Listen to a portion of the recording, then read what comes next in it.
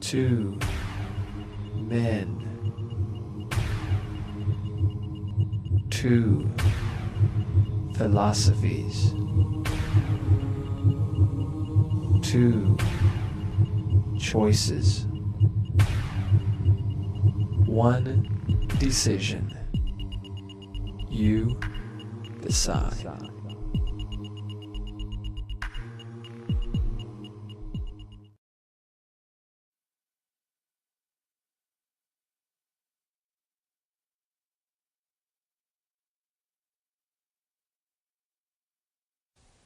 Hello, my name is Kent Hovind. I taught high school science for 15 years, and now since 1989 I've been an evangelist doing seminars on creation, evolution, and dinosaurs. What you're about to watch is a debate that we taped many years ago. Sorry about the poor quality in some areas, but I think the message is very fascinating. I do many debates at universities. I'm very willing to do more. We just recently began posting a list on our website of professors who have refused to debate me. I've had 60-some debates. If you talk to a professor who believes in evolution, try to ask them if they'd be willing to debate against a creationist. I'd be honored to do that. I'll be very nice to them, but I'll show them they're wrong and God's Word is right. If they refuse, then please send me their name and what they teach, and we'll put them on our list on our website, drdino.com, under the section of those who have refused to debate me. This will be a long debate with me talking to an anthropology class at the University of West Florida. One of the professors from the class used to ask me to come teach his class every year for 1 hour, or for one class period. He then moved on, and I haven't been back to that class for a while, but I'd be glad to come speak to any class, university, college, Christian or non-Christian, and field questions from the audience. We can talk about the subject of creation, evolution. Hope you enjoy this debate. We have quite a few more. If this is the only one you've seen, we suggest you get our catalog. You can call the office or write or get on our website, and that information will come up on screen. And you can get information about how to get more debates or our other series of tapes. We have a lot of information designed to strengthen your faith in the Word of God. We encourage people to believe the Bible and do what it says and accept Christ as their Savior so they don't die and go to hell. Hope you enjoyed. If you have any questions, please give us a call. Thank you for coming for 7 years in a row. And thank you, Dr. Lee, for having me. Appreciate it. Thank you.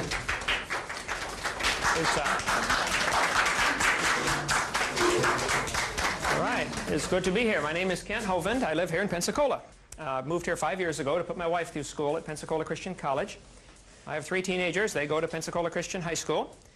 I was a science teacher 15 years and now travel around and speak full-time on this subject, creation, evolution, and dinosaurs. That's my full-time ministry. I speak over 700 times a year.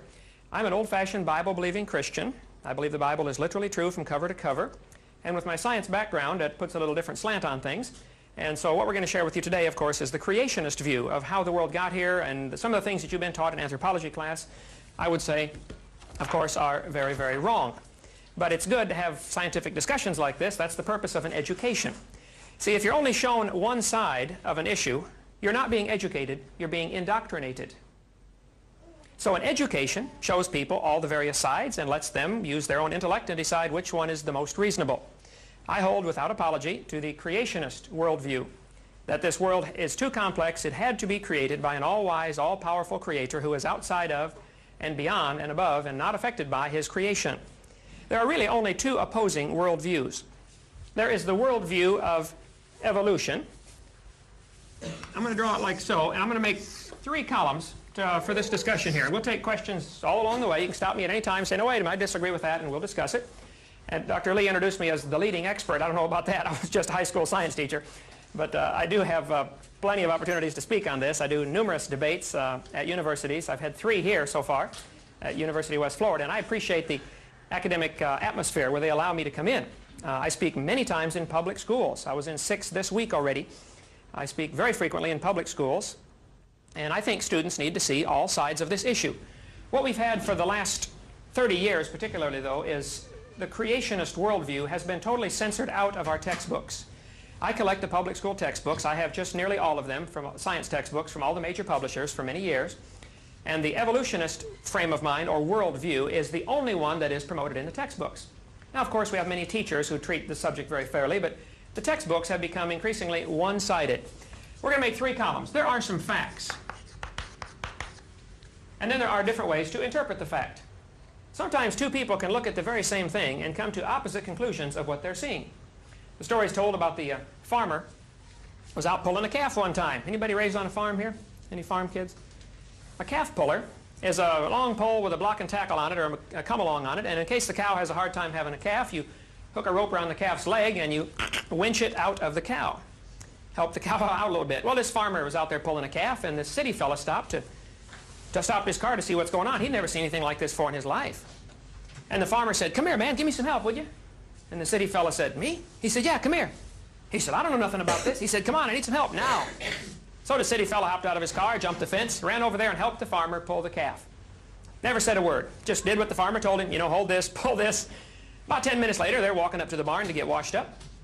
And the city fella said, or the farmer said, "Man, you've been awful quiet. Are you okay?"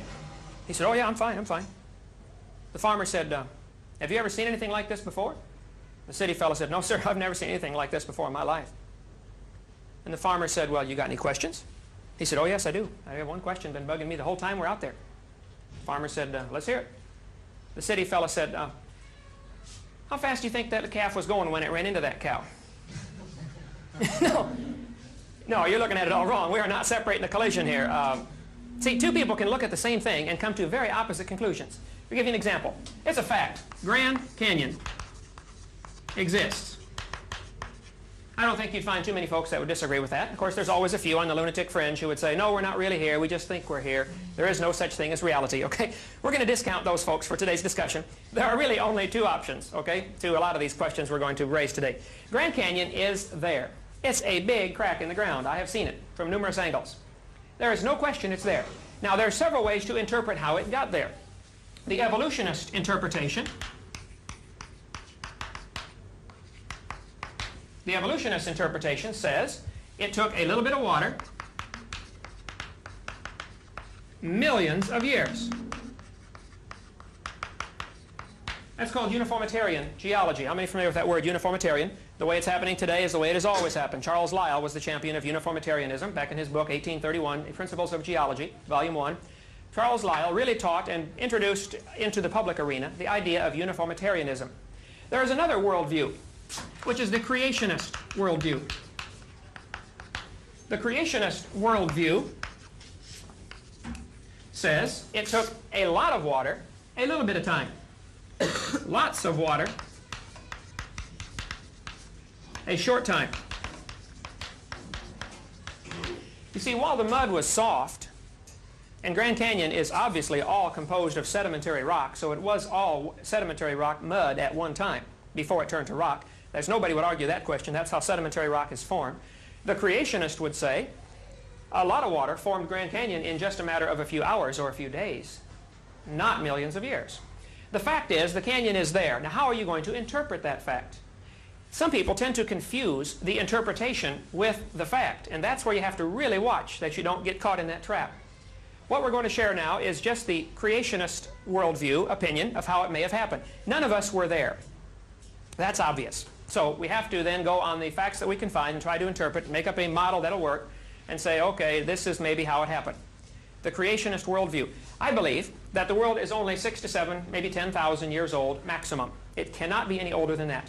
I'm going to say 6 to 10,000. So I'm going to draw a timeline. Right here is the present. We're going to call it the year 2000 since we're getting close to that, just for the sake of marking it off in thousands. We go back to the year 0, where we figure our calendar from, when Christ was born. Actually, our calendar is a few years off. I'm familiar with all that, Gregorian calendar and everything. And then we go back to BC, times before Christ. We have 1,000, 2,000, 3,000, 4,000 BC, 4,000 years before Christ. According to the dates given in the Bible, if you add up the dates given in the Bible, Adam was 130 when Seth was born, and Seth was 105 when Enos was born, and the dates are all spelled out in Genesis chapter 5, and in chapter 11, and in several other places throughout Scripture, the dates are given of how old they were when their children were born. Adding up those dates will give an approximate age of the creation of the world of about 4,000 BC, plus or minus several hundred, maybe 500 or so allowances for genealogy overlapping and things like that. We're going to use the word 4,000, but don't hold me to that, okay? I'm not one of those guys that says Adam was created 4004 BC, October 23rd at 2 in the afternoon, okay? I do know Adam was created in the afternoon because it was just before Eve. That's the only clue we have in Scripture. But it doesn't give the exact date. All right, so we're going to, about 4,000 years ago. Then the Bible says, 1,600 years later, there was a worldwide flood, a flood that destroyed the world. This took place about 1,600 years after the creation. Actually 1656, if the dates given are exactly correct. After this flood, there were only 8 survivors. 8 people on board that ark. Those 8 people began producing a population. They lived longer, so they had more children, maybe 10 or 15 kids per family. Population began to grow pretty rapidly. And by the time you got to the year 0, the time of Jesus Christ, the world population, and anybody would agree with this that studied the population statistics of the world population was approximately 1/4 of a billion. 1/4 billion, 250 million is the approximate world population at the time of Christ. You can go upstairs to your library to the next building over here and get the population statistics, Macmillan Encyclopedia, or look it up in any one you want that deals with the population issue. Most experts agree the whole world population 2,000 years ago was approximately 1/4 billion, 250 million. Then the population began to grow, especially around the 1600s when a lot of new medical advancements came on the scene and a lot of really modern science began about the 1600s. That's where there was a great, of course, revival in reading the Bible. The King James Version was translated and many versions were put into the English language or into the common people's language where people could read it for themselves. And I think that was one of the great causes of the great revival of interest in learning and knowledge. And along with that came some tremendous medical advancements and scientific advancements and technology advancements. And so people began living longer, producing more children, and children lived longer. And about 1600 is when the population began to skyrocket. 1800, there were 1 billion people in the world. In 1800, we crossed the 1 billion mark. In 1930, it crossed the 2 billion mark. 1930. Today it's up over 5 billion, but really all of the population growth has come in the last couple of hundred years. So it is very possible that the whole world's population started 4,400 years ago with 8 people. Anybody familiar with population growth rates, logarithmic extrapolation, could tell you, yes, the whole world's population, 6 billion, could have easily started only 4,000 or 5,000 years ago. Now the evolutionist interpretation of, it's a fact, we have about, I'm going to say 5.5 billion people in the world. We'll put that in the fact column. Nobody argues with that. I mean, that's not the exact number, but it's close enough. Well, how do you interpret that? The evolutionist says the population stayed at 50,000 or so for many thousands of years, several million years. There were just a few thousand people in the world, or subhumans. And then they would agree from about the time, about 1000 BC on, they would agree with the population growth curve that the creationist would give to it. These are established facts. But the evolutionist has this line going along at 30 or 40, 50,000 for 3 million years. And populations simply don't grow like that. They're just an automatic blast off, just like putting money in the bank. Once you reach a certain number of dollars in the bank, the compounded interest starts to take over. So the creationist interpretation is no problem. The fact that we have 5.5 billion really fits fine into the biblical chronology of starting 4,400 years ago with 8 people getting off an ark. The evolutionist would also say no problem, but he would have to say that this population was steady for millions of years. So if you look at the facts, neither one can be discounted based on the fact that we have a population. If you're willing to admit a worldwide flood in Noah's day, then the formation of Grand Canyon and Carlsbad Caverns and the Snake River Valley and all those canyon formations are really no problem for the creationist. If a teacher says, well, millions of years ago, the first question ought to come into your mind is, excuse me, were you there? You know, do you know it's millions or billions of years old? Time is something, I mean, it's gone, okay? It's historical. We can't really have scientific data. We must have historical data, and it becomes a very different way to interpret it. I believe when God created the heavens and the earth, everything, about 6,000 or 7,000 years ago, everything was very perfect. Perfect world, completely done. Poof, he spoke, and it was done in 6 literal 24-hour days. And during that time, everything lived together, including the dinosaurs. Dinosaurs lived with man. They were just big friendly lizards in the Garden of Eden. See, the unusual thing about lizards, if you've had your biology classes, you know that lizards and many reptiles never stop growing. They never stop. When I moved into my house across the street from Pensacola Christian High School 2 years ago, I was going around meeting all my neighbors, knocking on doors, finding out who the neighbors were, and like everybody ought to do in the neighborhood, be friendly, you know. And I knocked on this house 6 doors down from my house, and the guy said, "Come on in." Well, I walked in, and there, crawling around loose on his kitchen floor right in front of me, was a 5-foot-long iguana. This guy raises iguanas for pet stores, 5 foot long. I stopped, held perfectly still. I said, "Does it bite?" He said, "No, we just fed it." I said, how big is that thing going to get? He said, it's an iguana, man. They never stop growing. He said, I've raised them 10 feet long before. Lizards never stop growing. So, the creationist would say, dinosaurs lived in the pre-flood era for about 1,600 years. They were just simply giant lizards. The Bible teaches, and of course it's not scientifically provable because it's gone now, the Bible teaches that the original earth, when God first made it, had a canopy of water above the atmosphere. The air that we're breathing today has about 6 layers to it: troposphere, mesosphere, thermosphere, exosphere, ionosphere. There used to be a 7th layer, according to Scripture. The 7th layer was a layer of water above the atmosphere. Made some kind of cloud cover. Venus has a dense cloud cover. Jupiter has a dense cloud cover. The Earth apparently had a dense, I don't know about dense, but had some kind of water above the atmosphere, which would do several things. It would filter out the harmful effects of the sun. Most of the aging process is caused by the sun, especially ultraviolet light and X-rays that are destroying your body, and your body has to constantly battle against those damaging effects of the sunlight. The original creation did not have that. According to Scripture, they were protected by a canopy of water, which many creationists think would have increased air pressure. It's interesting, some of the articles out now about what happened to the dinosaurs. International Falls, Minnesota, the Daily Journal. New theory, lack of oxygen killed the dinosaurs, from the Boston Associated Press. Studies of dinosaurs indicate they had very small lungs compared to their body size. Also, they had very small nostrils. The nostrils of a brachiosaurus were about the same size as those in a horse. So how's a critter that big, 150 feet now is the world's record, how's he going to get enough oxygen to survive? Well, in today's atmosphere, a 150-foot dinosaur could not survive. He couldn't get enough oxygen to maintain body metabolism. But if the pre-flood scenario is correct, that before the flood there was a canopy of water, this would increase air pressure, meaning every time you take a breath, you get twice the oxygen. Not only that, the pre-flood world apparently had richer oxygen to begin with. They drill into the ancient samples of amber and find air bubbles in there. Trapped amber, or amber that traps air bubbles, when you analyze the air bubbles, this is from Time magazine, 1987, page 82, also Science magazine, 1987, November, page 890, tells about the sampling of the air found in amber. It indicates 50% more oxygen than we had today.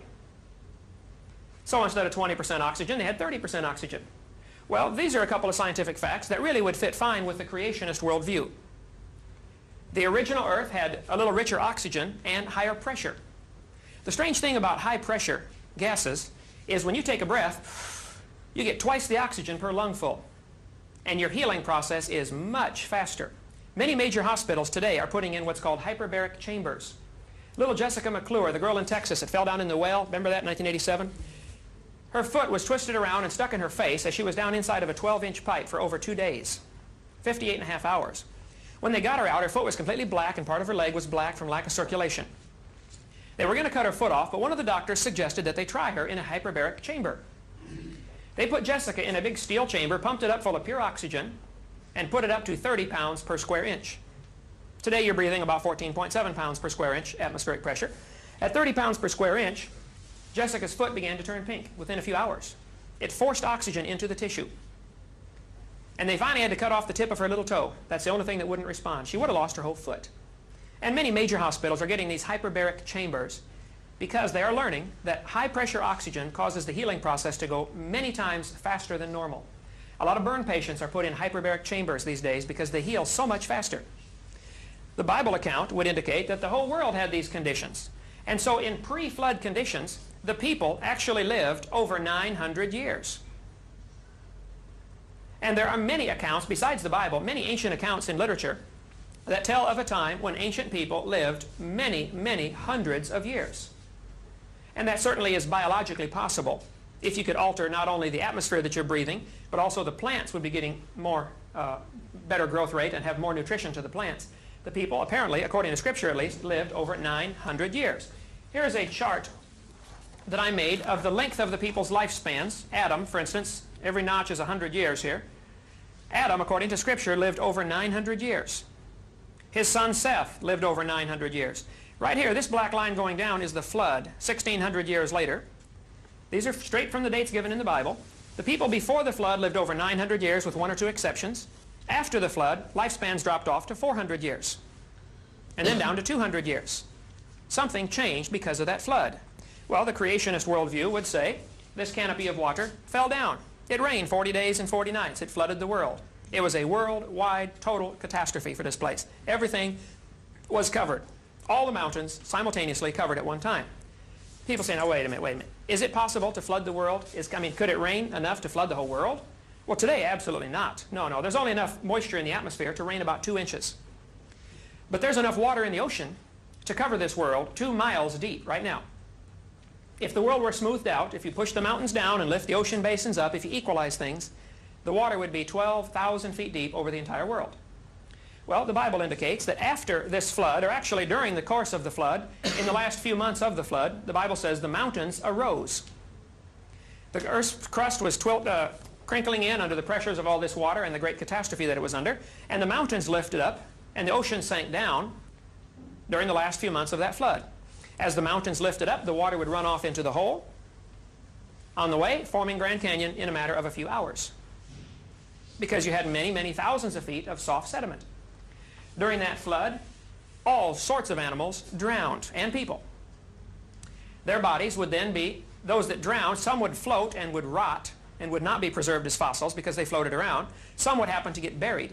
Those animals that are near the bottom already, like clams, would be buried first because they're already at the bottom. If there's a mudslide or volcanoes going on, they would be the first ones buried. The animals like birds and man are the last ones to drown, because man could figure out a way to avoid drowning until the last possible minute. And birds, of course, can fly around until they run out of gas, and then when they do die, their wings are hollow and their bones are hollow, so they would float. Then the reason we tend to find birds on top of the so-called geologic column might be better explained because of a worldwide flood. It doesn't necessarily have to be that birds evolved last. There are 2 ways to interpret that. You know, how fast that calf going when it ran into that cow. Anyway, you might want to keep track of the idea that maybe there is another very reasonable alternative explanation for some of the data that we see. I'm in favor of science. I love science. I got a PhD in education, which stands for post-hole digger, by the way. But I love science. But I'm afraid the evolutionist worldview is only one option. And as you go here to the University of West Florida, that's generally all you're going to be shown in your textbooks. The author of this textbook, as I read the older edition of this, doesn't consider creationism other than to ridicule it. Oh, this is an old-fashioned idea. We proved this wrong 100 years ago. That's the attitude they give about creation. Well, the creationist worldview would say, because of this flood, all of the geologic features were formed. After the flood, the climate was very, very different. The people didn't live as long, and anytime you change atmospheric pressure, like that flood would have done, you would have some real changes really for the next few hundred years as the globe, Earth began to restabilize. The ice caps were advancing and retreating as things were very unstable ecologically, and the climatology was very different. And so with increased weather changing patterns, people began to be deficient in certain diseases. Most of the ancient skulls that you've been shown, like Homo erectus and Neanderthal man, were probably just people who were deficient in certain vitamins. Rickets or different diseases would set in under climate conditions like that where they weren't able to get enough sunshine. And rickets does cause the brow ridge to thicken and enlarge, and it causes the bone structure to be altered. There's a great book out, which you really ought to read, and I tried to order enough for everybody, but they're totally out of print. But if you would like one, I will buy you one if you'll promise to read it. Bones of Contention. This is by a creationist who has studied every single so-called fossil of caveman or ape man and has given a creationist interpretation of that.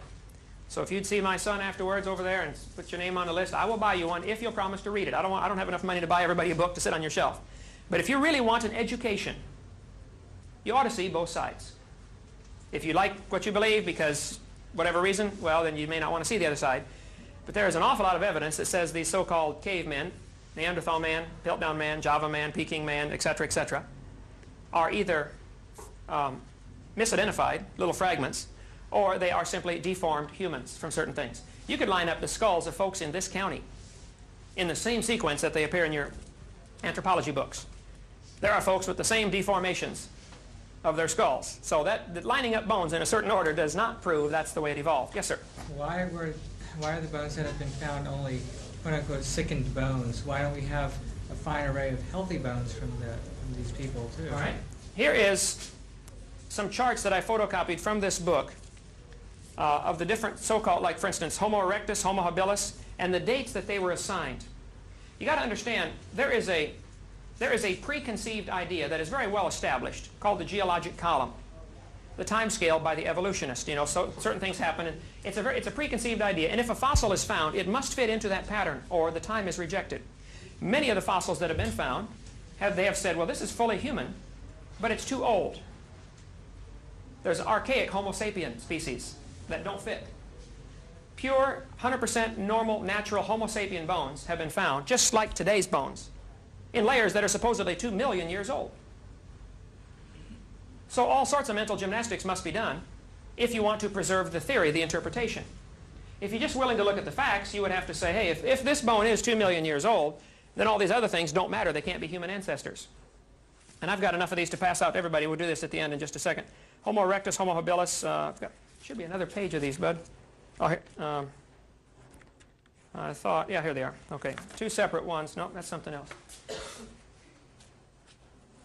Can I go check the back of the van and see if there's another set of these things that I photocopied, would you please? Oh. So, I think very few human fossils are found, period. There are probably only 4,000 human fossils or humanoid fossils found in the entire world. That's a reasonable figure. To me, the explanation of that would be, when God first made the world, it was full of animals and full of plants, but only 2 people. They then had to populate the world, and in 1,600 years, there were only several million, maybe a billion, I don't know. But not near the population we have today. So human bones would be rare for 2 reasons. Number 1, there weren't as many humans as there were animals. Number 2, humans are going to figure out a way to avoid drowning until the last minute, which puts them on top and they rot. They're not preserved at all. So the fact that we only have 4,000 or so is no problem for me. Now how they're dated, well, all that kind of stuff, carbon dating, we'll get into that in just a little bit. After this flood, though, I believe man began killing off the dinosaurs. See, well, the climate killed off many of them because climate was different and they couldn't grow as big and live as long. But man began hunting them, and that's why during this era, from 4,000 years ago, we have many stories of people killing dragons. There are many legends like that of dragon slayers. The Chinese recipes from the 3,000 years ago call for dragon bones ground up in the recipes, dragon saliva, dragon fat, you know, for all kinds of different so-called recipes or medicines. Is it all just mythology? I mean, they were there, we weren't. If you have an evolutionary perspective, a worldview, you have to give all of the so-called dragon stories the interpretation of mythology. If you have a creationist worldview, that would really make sense that dinosaurs may have lived with man for 1,000 years or so after the flood. They were getting smaller, they were getting more rare, and they were being hunted to the point of even total extinction in many areas. Then you come up into the present. And there are still many thousands of reports coming out of places around the world of dinosaurs that may still be living. For instance, Loch Ness Monster. There's been hoaxes and frauds, no question. But there have been 11,000 reported sightings of the Loch Ness Monster. And if you show this dinosaur, a plesiosaurus, to anybody who has seen the Loch Ness Monster, they will say, that's it. That's what I saw right there. Well, now, there's no question. Some may be trying to get tourist dollars over there in, you know, Scotland and all that. I've not been there. I do have a map of Loch Ness right here from Scotland with some of the pictures that have been taken of the Loch Ness Monster and an underwater topography of the area. The lake is 900 to 1,000 feet deep. And there have been some very reputable people with nothing to gain but ridicule who have said, I have seen it. So I have spent many years, not out there, bud? I have spent many years collecting data, believe it or not, on dinosaurs that may still be alive. Now, they're not nearly as big, and they're certainly not anywhere in Pensacola, Florida, that I know of. You know, it's not like they're all over the world. But you really can't prove the extinction of anything. And think about that for a minute. You can't prove anything is extinct, because you cannot be all places at all times to examine the whole world simultaneously. There are some who are saying there may be a few dodo birds left on some of these Pacific islands. I don't know. That, you know, they haven't been seen in 300 years, but how can you prove there aren't any?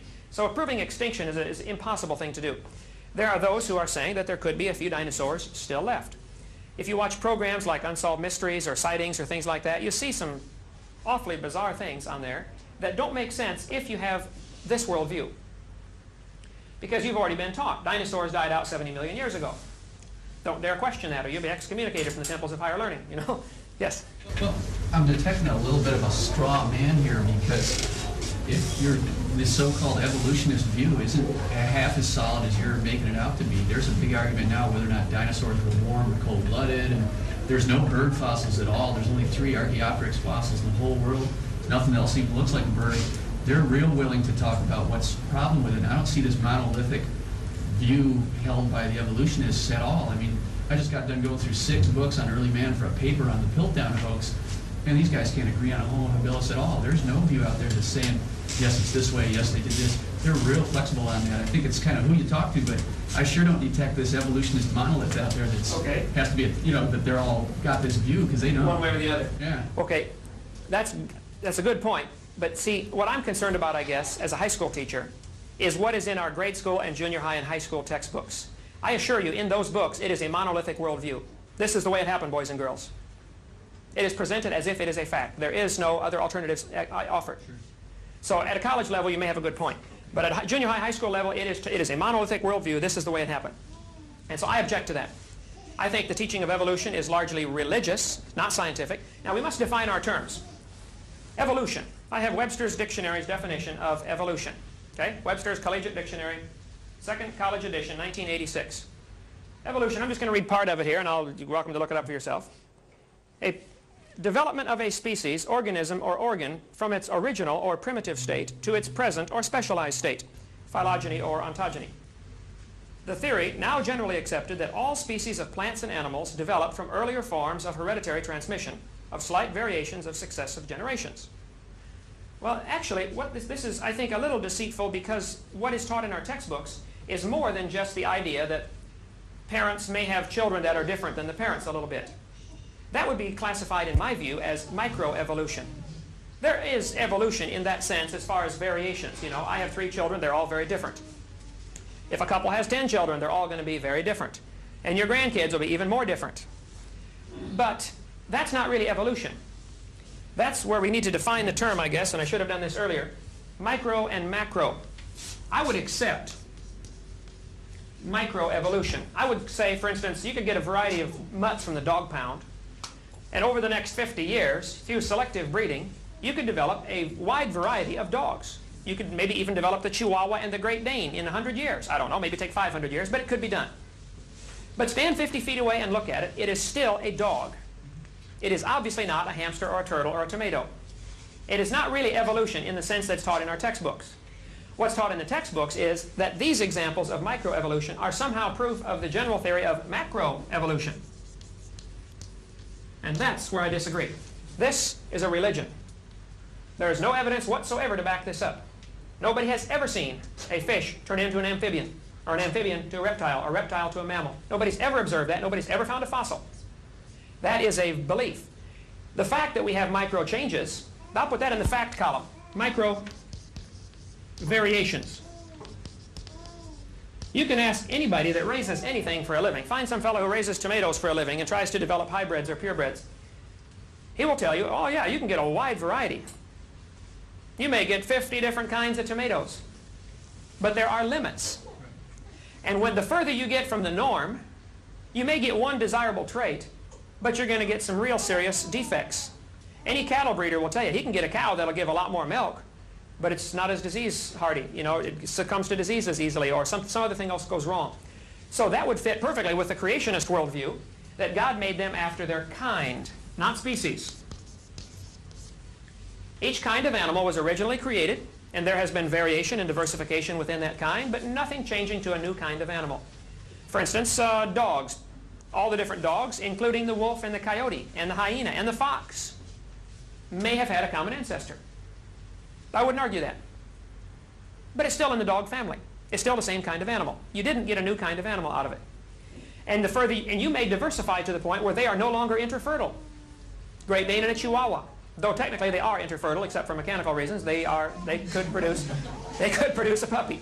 But they are now classified maybe as a new species, but it's still the same kind of animal. The word species is really where the problem arose back in the 1800s. Darwin could easily see that you could raise pigeons, and he was a great raiser of pigeons. He could easily see that it doesn't take long to develop all kinds of varieties of pigeons. But you're never going to get a crow. And you certainly aren't going to get a mammal. or a reptile or a fish out of that pigeon. So all he ever pointed out, and all that has ever been pointed out, is micro changes, which are perfectly compatible with the creationist worldview. There has never been pointed out a macro change. And because of that very thing, there are many now who are going to the punctuated equilibrium theory, like Stephen Jay Gould and Niles Eldredge, who are saying, well, we don't see any evidence for evolution, therefore it must have happened rapidly. So you're arguing from the lack of evidence as proof for your theory? Come on, you better try that one on one more time. That's not going to get past me anyway. Lack of evidence proves it happened? No, no, no. To me, that's an indication, hey, maybe the Bible's been right all along. Maybe the only evolution has been micro variation, which really would be a proof of an intelligent creator. If I was going to produce some animals to live in a world that had a variety of climates, I would give that animal an incredible DNA code so that that animal could produce a variety of babies, and some could survive in any given environment within limits. The rabbit can produce long-haired babies and short-haired babies, and thick fur and short fur, thin fur. Some can survive the hot climates, some can survive the cold climates. And over the last 4,400 years, they have diversified until today, the Alaska rabbits will not interbreed with the Florida rabbits. They cannot. Their breeding cycle is totally different. Now, the Alaska rabbits can breed with the Minnesota rabbits. They're not too far different yet. And the Minnesota rabbits can breed with Florida rabbits, but the two extremes can no longer interbreed. That's not evolution. That's simple variation. It's still the same kind of animal. That's a micro change. It's still a rabbit. You know, stand back and look at it. It is obviously not a turtle. So that's my objection, is that the theory of macroevolution is included in with the textbooks for our junior high and high school kids as if it is a fact, and it is a far cry from a fact. It's a religion. You can take, like the branches on a tree. You have the different 250 varieties of dogs probably had a common ancestor, and the ancestor was a dog, right? All the different varieties of cats, you know, Siamese and all those different kinds of cats probably had a common ancestor that was a cat of some kind. From here up, this would be micro changes. This would be observable. Nobody's going to argue with that. From here down, that the dog and the cat had a common ancestor somewhere way back when, that would be macro changes, and that would be part of a faith, a belief, a religion, not observable. No, that's not true. Okay. We don't call macroevolution a religion. It is a scientific theory. So it's not a religion. It's a scientific theory. Okay. Let me read you a definition of religion. Webster's Second Collegiate Dictionary. Religion, a belief in a divine or superhuman power or powers to be obeyed and worshipped as the creator and ruler of the universe. How did the universe get here? Did this process called evolution bring everything into being that we see today? Is that what created the universe, this process? Well, then that's your God. It is indeed a religion. How did the world get here? Those are your words. From a scientific standpoint, we would call our interpretation of macroevolution a scientific theory. Okay. But not a religion. I think science and religion ought to be separate, but they are certainly not in our textbooks. To teach kids that the Big Bang is a fact, for instance, and it is taught as a fact in the textbooks. I collect the books. It is taught as a fact. That is wrong. The Big Bang is a far cry from a fact. It's taught as a theory. Not in the books, it's not. I collect them. It may be in college level, you may be getting it. There's several different options, but you should see what's in the junior high book. Boys and girls, 4.6 billion years ago, Earth cooled down from a hot molten mass. But that's not a fact. I mean, were you there? Do you know anybody who was? But I assure you, it is taught as a fact to our younger kids, and I strongly object to that. Yes, sir? I'm curious about your geological data. Okay. For one thing, you talk about the Grand Canyon having originally been a soft sedimentary mass, well, and then forming into, through, I guess, fluvial processes, forming into the canyon that it is today. Mm-hmm. Well, under those circumstances, of course, all of the sediment around it would also have washed at the same level down to the ocean below. Instead of forming rivulets, it would have all formed at the same time. Also, the ocean going from the middle of the continent down towards the ocean basin would cause shell deposits to be found in the middle of, like, the Great Plains right now. Mm-hmm. And they are. Well, not really. I found 500 shark's teeth in South Dakota in 30 minutes. Well, okay. I got them at home. But why don't we have 100 Grand Canyons all around the world, where these soft sedimentary processes were going on? Sure. as the biblical interpretation would be, during the course of this flood, which lasted just about a year, a little over a year, 12 months, according to the dates given in the Bible, the flood lasted 12 months. The first 4 or 5 months were probably with slowly rising waters from a variety of tectonic things, and then the last few months with it going down. But it wasn't just rain 40 days, everybody drown, get off the boat and go home. It was not that way at all. It was a year-long flood. During that year-long flood, the earth covered by water would develop many thousands of layers of sediments. It is a fact. The earth has layers. Okay? No question. Now, how do you interpret that? The evolutionist interpretation is each of these layers came at either a different season or a different year or a different era or epoch. And they have names for all of them. The geologic column, you know, Cenozoic, Mesozoic, Paleozoic, Archaeozoic, and they got the Jurassic and Triassic and Permian, Cambrian. I'm familiar with all of that. You might be interested to know the only place in the world where you can find all 12 layers in order, the only place it occurs is in the textbook. The geologic column doesn't exist any place in the world in its entirety. If it did, it would be many, many miles thick. It simply isn't. It doesn't exist. It has been put together piece by piece and a little bit of imagination thrown in for glue. Charles Lyell is really the fellow who developed the geologic column. Many others got involved in this, Hutton, Cuvier, Steno, you know, I'm familiar with all that. But Lyell would be the primary culprit in this. The geologic column doesn't exist anyplace. The fact is, I would say the creationist interpretation is that the flood caused all these layers, or nearly all of those layers, to be deposited very rapidly. Just the earth turning under the moon, causing the tides, with no continents to stop them, the tides would become harmonic. The tides may be 200 feet in a worldwide flood. The rising and lowering of the tide waters would reshuffle all the sediments. You can get a jar of dirt out of the yard here. Well, Florida doesn't have dirt. You got to go north to get dirt. They got sand here. But get a jar of dirt, put water in it, and shake it up. It'll settle out into layers for you automatically. It's called hydrologic sorting. Denser particles go to the bottom. When Mount St. Helens blew its top in 1980, it blew 150 feet of sediment down into the Toutle River Valley. My sister lived right near there. I flew down inside the volcano a few years after it happened with my brother-in-law. Flew all over the area. Can Andrew get the slide projector on there? You can leave your lights on to videotape, but I'll show them a few things that were formed as a result of Grand Canyon. I mean, as a result of Mount St. Helens when it blew its top. Wait, before you get to that, I mean, what these sediments arrive, what are they part of if they were laid down in a year and they've been on mountains yet? Where the sediment itself comes from? Oh, the grinding up, the reshuffling, that's where sediments come. I mean, there's no new dirt being added to the earth, So to speak the of. original surface is just being worn? Being reshuffled. Yeah, sediments do that. That's where, like the coal deposits, strip mines, we find coal. That to me was because the trees that were destroyed were rolling around and the bark, you know, rolled off, and most coal is made from bark. And the original earth would have had enormous layers, enormous forests, much bigger than today. Under double atmospheric pressure, plants, trees were huge. Of course, they only lived 1,600 years till the flood took place, so they weren't like the 3,000-year-old sequoias. They didn't have 3,000 years to grow. Do you have an estimate of the depth of water that was added by the flood? I wouldn't, but I know if the oceans weren't as deep and the mountains weren't as high, there's plenty of water now to cover it 2 miles deep. The Bible says the tallest mountain was covered by 15 cubits, which is about 25, 30 feet. That's how high the tallest mountain was covered.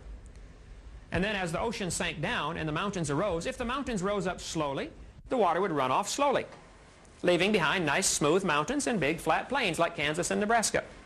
If the mountains rose up rapidly, like the Rockies, the water would run off faster, carving out features like canyons in, you know, Columbia River Valley, carving them out much faster. Why would the mountains rise up now? Well, the Earth is a thin crust. Everybody agrees with that. I mean, why do earthquakes happen now? You know, the plates are moving. The crust is not stable. Plate tectonics. Oh, yeah, there's plate tectonics. But it hasn't been... You incorporate that in scientific creationism? Oh, absolutely. I live right by the San Andreas Fault, California. There is no question. It's moving. All right? Ask the folks that live there. You can, you know, after an earthquake and your house falls down. Let me try focusing this just a little bit here. When Mount St. Helens blew all this mud down into the valley, it made so much sediment, and the sediment automatically stratified. This layer of stratified rock, you can see the layers in that, was formed in one day, 25 feet thick. The next time the volcano blew, a scalding hot mudslide cut across that sediment, wiped it out, cut it off, sheer cliff, standing straight up. 5 days later, it was hard enough to hold a sheer cliff. I mean, this stuff happens, okay? Mount St. Helens did that. All these fine laminations were formed very rapidly. Here the blast was going hurricane velocity winds racing across there from the blast of the volcano, and it formed all these layers rapidly. Snow does the same thing in a snowstorm. As the snow goes moving horizontally in a bad wind, you cut into the snowbank and look at it. It'll be stratified. The heavier flakes at the bottom in the sand, it'll automatically sort the particles for you. So the creationist interpretation is that all of that so-called geologic column took place rapidly. Right now, today, you can go see Mount St. Helens, and there are several canyons that have been formed there by Mount St. Helens. The canyons have sheer cliffs, 150 feet high, standing straight up, and they're all stratified, and they were all formed over the last couple of years. The mudslides went through some of the old lava flows that were solid rock. That scalding hot mud went through there and carved canyons 100 feet deep through solid rock in 10 minutes. Because boiling hot mud is very abrasive. During the worldwide flood, the water would have had mud in many areas, you know, and muddy water is much more abrasive than regular water. But it would have to be boiling hot to cut through it. I mean, you're talking about cutting through solid rock. You're not cutting through mud. You know, I'm saying it can be done either way. The Grand Canyon is a mile thick in some places, and it's solid rock. I mean, a mud flow is not going to do that in 10 minutes like you are talking about. The top of Grand Canyon is higher than where the river starts. Rivers only flow downhill. The river flows through the bottom of the canyon. 1 mile up is the top of the canyon. The top of the canyon is higher than the source of the river. So one of two things has to be true. Either the river flowed uphill for millions of years to cut the groove deep enough, or the mountain slowly rose, Kaibab uplift, at the same rate as the river cut down. I think we're calling on the supernatural here, to assume that the rate kept pace. I don't think so. The source of water for the Grand Canyon is the Rocky Mountains. So we have a considerable height to work with there before you get down to the present-day surface. So no matter what the original surface was, you still had that height and a snow belt in order to give you your initial river. If you would look at the drainage pattern of the Grand Canyon, all the area drained by it, the source of the rivers that go through that canyon are lower than the top of Kaibab uplift. How much? I don't know how much lower. You don't know the difference in altitude? Several hundred feet. The top of the canyon is 5,000, I think 400 feet above the bottom of the canyon. Today, the erosion rate through Grand Canyon is very slow. No question. But today we just have one little river flowing through there. At the bottom of Mount St. Helens, the canyons that are down there from the trees that were blown over, the log jams were every place. Get through some of this here. The rivers that were cut, the features that were cut from the, I guess it's on the previous slide carousel. I'll get the lights back on. Shut that off, would you, bud? The canyons that were cut because of Mount St. Helens exhibit all the features of Grand Canyon. The mud flows stratified everything very rapidly, hundreds of feet thick, and the canyons that were carved out look just like miniature Grand Canyons, and scientists watched them happen in 15 minutes. You know, so I think that's a mini example of what happened on a macro scale during the year-long flood. Well, they've got a Grand Canyon on Mars that makes the one on Earth look like nothing. So is that assuming that there was a population on Mars that was smitten by a great flood at some point in time and wiped out? Oh, no, that wouldn't have anything to do with it, I don't think. Canyons form the same way, you know, in each case, so... Well, no, I didn't say canyons form the same way in each case. I'm saying Mount St. Helens showed us that's how it could have happened. Okay. I think outer space is full of ice. Nobody questions that. There are ice meteors flying around, super cold snowballs. If an ice meteor collided with Mars, Mars gets hot enough to melt the ice, and it would run and flow and could form canyon features.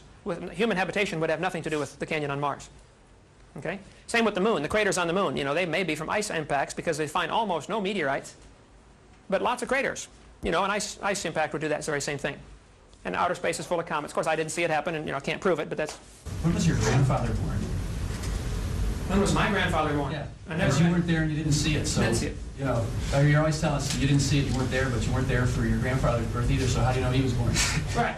That's a good point. That's a good point. I mean, if we're getting into this, I wasn't there, I didn't see it. Sure. Heck, I'm not looking at what's going on in Chicago right now, but, you know, something's going on. Sure. You know? That's where you have to keep that thought in mind. What we teach our students needs to be fair and honest, and we're not doing that. We're only presenting them one view. You read the textbooks, that author's talking like he was there. 4.6 billion years ago, this happened. 20 billion years ago, the Big Bang took place. Yeah, right. You know, you saw that? Yes, So but I is object to the dogmatic teaching of evolution in our junior high and high school textbooks. well, is it healthy to do the same kind of dogmatic teaching that schools such as PCC do, using the Bible as their textbook for such classes as chemistry classes or physics classes? You know, I mean, that's just as one-sided, and these theories are just as tenuous as the kind of evolutionist model that you might come up with. The point would be, like PCC and Christian schools, they teach plenty of evolution. My kids go there. I paid for the books, okay? Believe me, I've read them all. I've taught from those same books. The theory of evolution is thoroughly presented. I would say the kids would come out of PCC with a better understanding of evolution than the kids coming out of Pine Forest. Of course, they're not going to believe it, but they're shown they're shown the theories, and they're shown the fallacies of the theories. They're being educated, not indoctrinated, I would say, is the big difference. Get all the kids together, give them a test. Give all the kids in America a standard science test. The kids going to a Christian school, which is about 1/4 of the cost, will test higher overall. You'll get a few duds in every group, you know, but the general overall average, the kids will test higher in every subject from private schools. Yes, sir? You can't so much blame that on the authors of the books or the scientists who come up with theories as you can the politics of what the public schools filter into what is taught. I mean, private schools have greater funds and have more resources to call from, you know, so you... Wait a minute, private schools have greater funds? Not greater funds, but more support from the parents. Specialized, right? Specialized groups. I mean, average kid, I don't know what Pensacola's public school cost is. It's probably $5,000 a year per kid. If there's 30 kids in a class, that's $150,000 per class. That teacher does not make $150,000 a year. Something leaks somewhere along the system. Well, not so much funds as it is support. I mean, it's a specialized group that they're paying for, specialized. Sure. Well, my kids at Pensacola Christian, there are 30 kids in a class, just like the public school. 28, 30 kids in a class. And the teachers don't get paid near as much. I pay about $1,200 a year, $1,500 a year per kid. That's about 1/4 the cost of our public school system. To me, our Constitution does not give our government the right to get involved in education at all. I think education is the parents' responsibility. Now, if the parents want to get together with 50 other parents and form a local school district, fine. But Uncle Sam ought to have nothing to do with the subject, in my opinion. Uncle Sam has gotten involved in numerous things that has no constitutional authority to be involved in. It's supposed to be involved in protection. You know, we should have an Army and a Navy and an Air Force. And it should be involved in the punishment of evildoers. We should have a judicial system. But in many, like the welfare system, government should have nothing to do with that. That's part of our major problem. The more government gets involved in, which is a whole other subject, you know, but the more taxes they take, and pretty soon we get socialized system where everything goes to them and they just distribute it out, which is what Karl Marx's system is all about. But back on creation and evolution. The creationist worldview would say the world is not millions of years old. Doesn't need to be. Everything can be explained in just a few thousand years. And there are some scientific facts that point to the world not being millions of years old. I'll get into that in a minute. Yes? What do creationists feel about the rest of the universe? About the rest of the universe? Oh, we think it's out there. Did God create the rest of the universe? Oh, absolutely. I believe God created everything. Pretty much as is. There have been some stars fall apart. We've seen some novas and supernovas, but nobody's ever seen one form. We've seen meteors fall apart. Nobody's ever seen one form. What we see is what would be predicted by the creation model, decay, the second law of thermodynamics. Things are winding down. It started with an initial amount, an enormous amount of energy and order and design. It was perfectly formed like a car coming off the assembly line. And since then, it's been steady decline. Well, what explains the reason that it's not lasting? What, he built it with planned obsolescence or what? I don't think it was built with planned obsolescence. I think it was built to be the perfect place for man, and then man was given the freedom of choice. You can choose to serve God and obey Him or not. If you choose to disobey, there are consequences. If you choose not to change oil in your car for 40,000 miles, there are going to be some consequences. So how can you blame mankind for cosmic decay? Meteors falling apart, stars dying. Well, yeah, as far as all of the nature, see, all of this, it's the creationist worldview would be that the whole universe was created by God, and then man was only put on this earth. I can't prove there's anybody anywhere else. I don't think there is. Just can't prove there is or isn't, but that's outside of the realm of science. But because of man's sin, the second law of thermodynamics, entropy, is part of the curse on this earth, and everything is winding down, falling apart. Your house gets dirty, not clean automatically. Your car falls apart, doesn't run better automatically. Everything takes work. And nearly everybody in the world is involved in fighting against the second law of thermodynamics. That's why we have carpenters to build new houses, because the old ones are falling apart. That's why we have repairmen. That's why we have mechanics, you know. Just everybody's got a job because of the second law of thermodynamics. So even if there is a God who has created this perfect system originally, but then gives man or people free will to choose to do otherwise, why would you even choose to be on the side of a God who does sort of things like that, you know? Who gives you free will and then says, well, if you don't worship me, then you're screwed. Sorry. We're really getting off the subject here. I mean, I'm sorry. We're really getting off the subject. Yeah, that would be a little different. Was there a creator at all? This might be a bigger view of there had to be a creator of some kind. Now, who was he and what's he like? What are his attributes? What's his personality like? That's kind of a different subject. But is there a creator? You know, and then if there's a creator, was it Buddha or Allah or Jehovah or, you know, this is where theologians differ by the thousands, you know. And the only way to know for sure who's right is to ask me, of course. I've been involved in, you know, a lot of things as far as energy conservation. I've built numerous houses, and I have tried, you know, with all the different energy conservation laws, but and as well as wind generators and that type. I'm very interested in that type of stuff. I'd love to see the results. I'll give you an address for it. You'd love it. It's a great Yeah, place. awesome. Yes, sir. I have a question going back to the dinosaurs. Okay.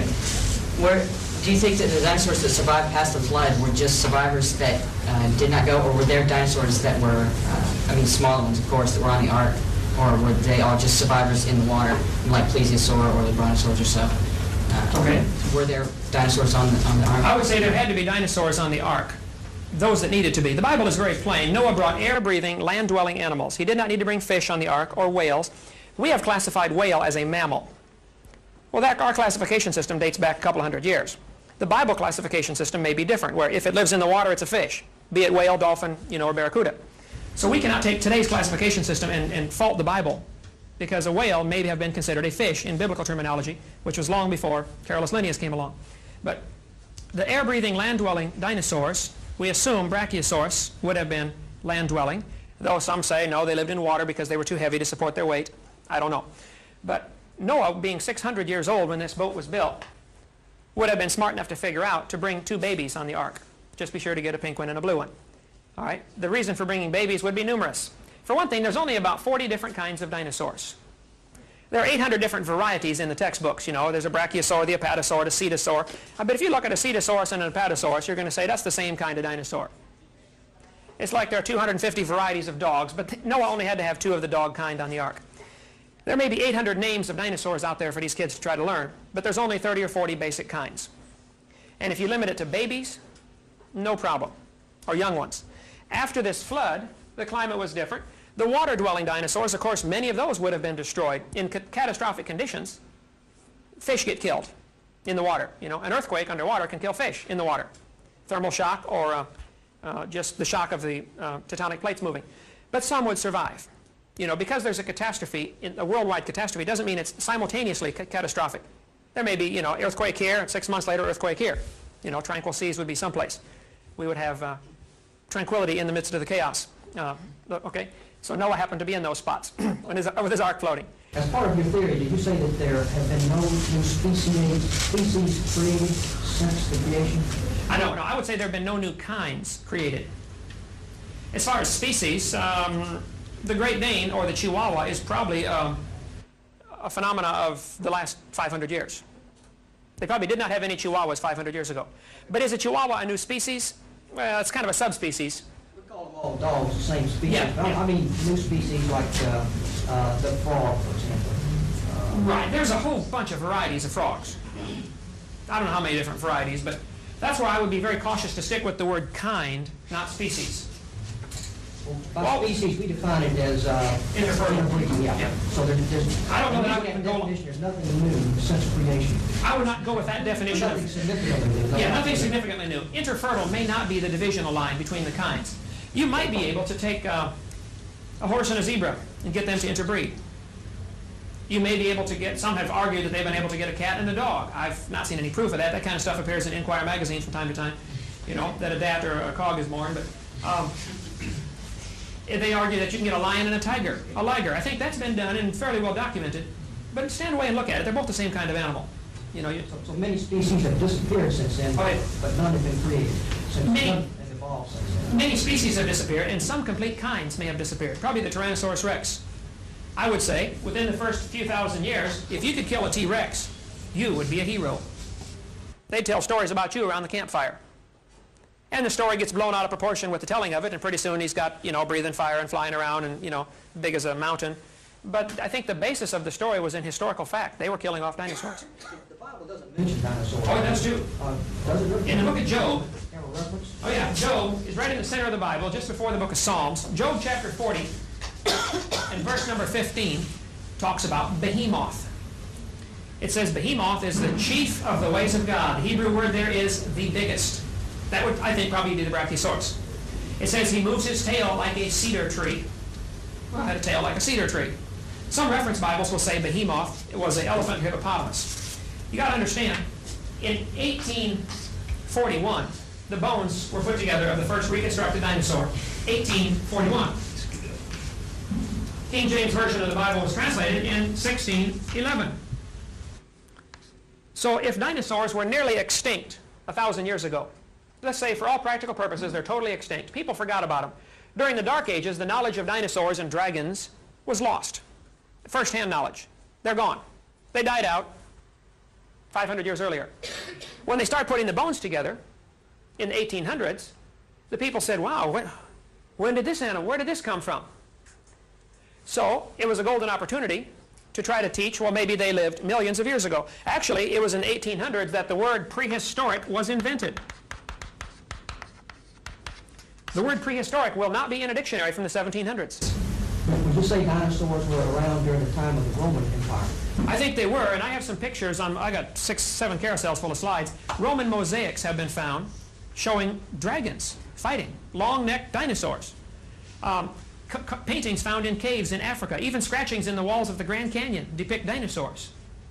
Legends by the thousands, of course, persist of dinosaurs, or what I would consider dinosaur. They call them dragons normally, the typical designation of it. Many of the ancient ships' logbooks talk about dragons or sea monsters. Captain Peter McKay, HMS Daedalus, here's the whole account right here. He and his whole crew watched for 20 minutes as a sea monster swam under their boat. The sailors begged him. They said, Captain, don't write this in the logbook. We're just going to get laughed at, even though they all saw it. I mean, there are thousands of stories like that out there. And there are books up here in your library, you know, about Loch Ness Monster and Lake Champlain Monster. There have been 21 expeditions now to Africa. Largest swamp in the world is the Likawala Swamp in Africa, 55,000 square miles, which makes it bigger than the whole state of Florida.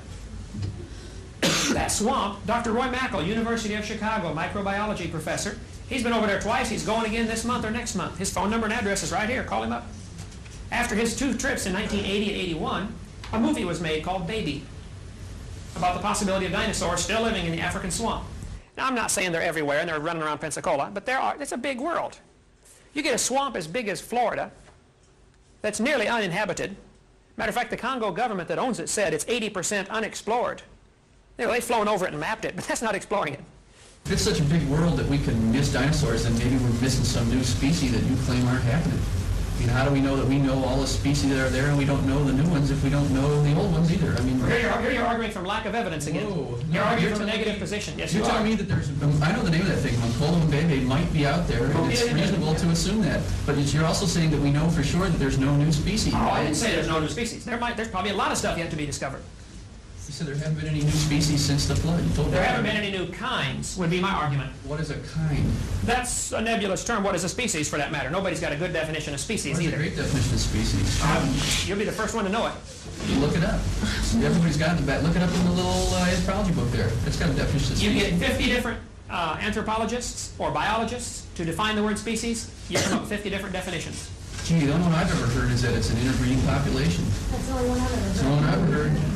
Is a Chihuahua and a Great Dane the same species? Sure. Yes.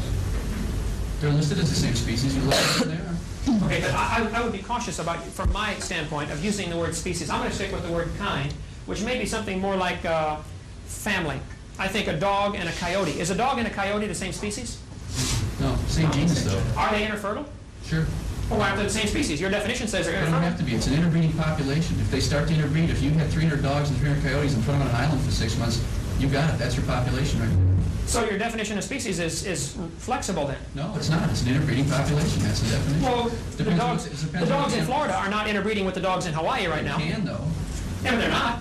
But they can if they have to. That's the whole point. Well, say if dogs and coyotes are different species just because they don't happen to be interbreeding at the moment. You got arguing both sides of this coin. Not at all. Yeah, No, the only definition I think anybody here has ever heard for species is an interbreeding population of organisms. It's the only one we've ever heard. I've never heard 50 different kinds. I've never heard anybody argue about that. Well, my dog, then, is not the same species as any dog because he's been neutered and can't interbreed with anything. So, He's not a population either. You only got one. But I've never heard this argument you're claiming is out there. I've never heard this difference of well, I think we're off on a real minor rabbit trail. But, No, you're slipping by all these absolutes that aren't really absolute. You're telling me there might be dinosaurs out there. You're also telling me that we know that there have been no new kinds happening. If it's such a damn big world, then how do we know all the kinds? I mean, it's pretty silly to say we know what's not out there. I can say no scientist has ever observed a new kind of animal. Gee, talk to a microbiologist. They're making new kinds of microorganisms all the time. They're making varieties of old ones. Oh, I bet. They're making some that are resistant to certain bacteria, but it's still, resistant to certain drugs. It's still the same basic kind. Oh, it is? Stand 50 feet back and look at it. It is obviously not a tomato or a hamster. They put human genes into plant cells. You tell me that a mixture of human and plant genetics is not a new kind? Is it fertile? Does it reproduce itself? It does. Part human, part plant? It's carrying. That's how they're making vaccines. That's how they're making antibodies. They use monkey tissue to make the vaccine the World Health Organization used for smallpox. Oh, They yeah. grew the virus in monkey tissue because it's got monkey genetics. Hey, that's a human vaccine. It's squirted in a human, you don't get smallpox. Oh, yeah. That's that bacteriophage has never existed before.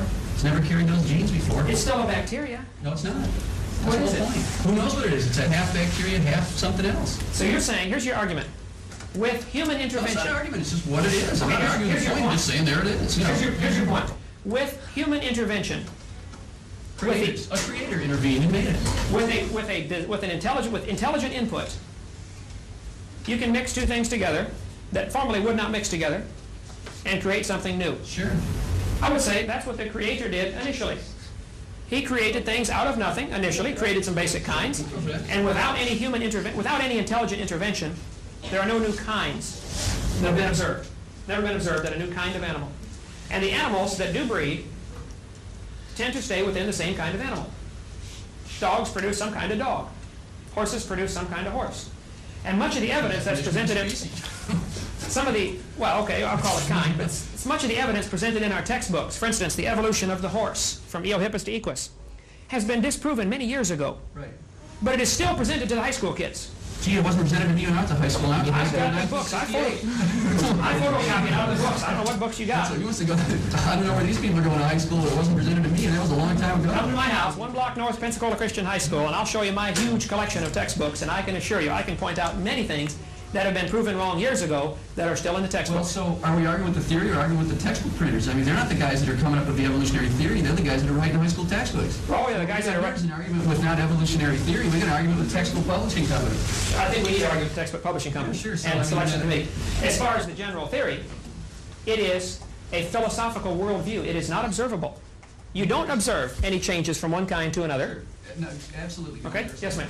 I have a question about your dates. You're changing the time length of the flood, and yet all your dates are according to the Bible, so how can we accept the Wait. I'm changing the time length of the flood. You have the flood as being 12 months long, whereas in the Bible, it's 40 days and 40 nights. No, the rain was 40 days and 40 nights. But the flood, the rain only lasted 3 days in Iowa, but the flood lasted months, or a month. Actually state that the flood lasted for 12 months.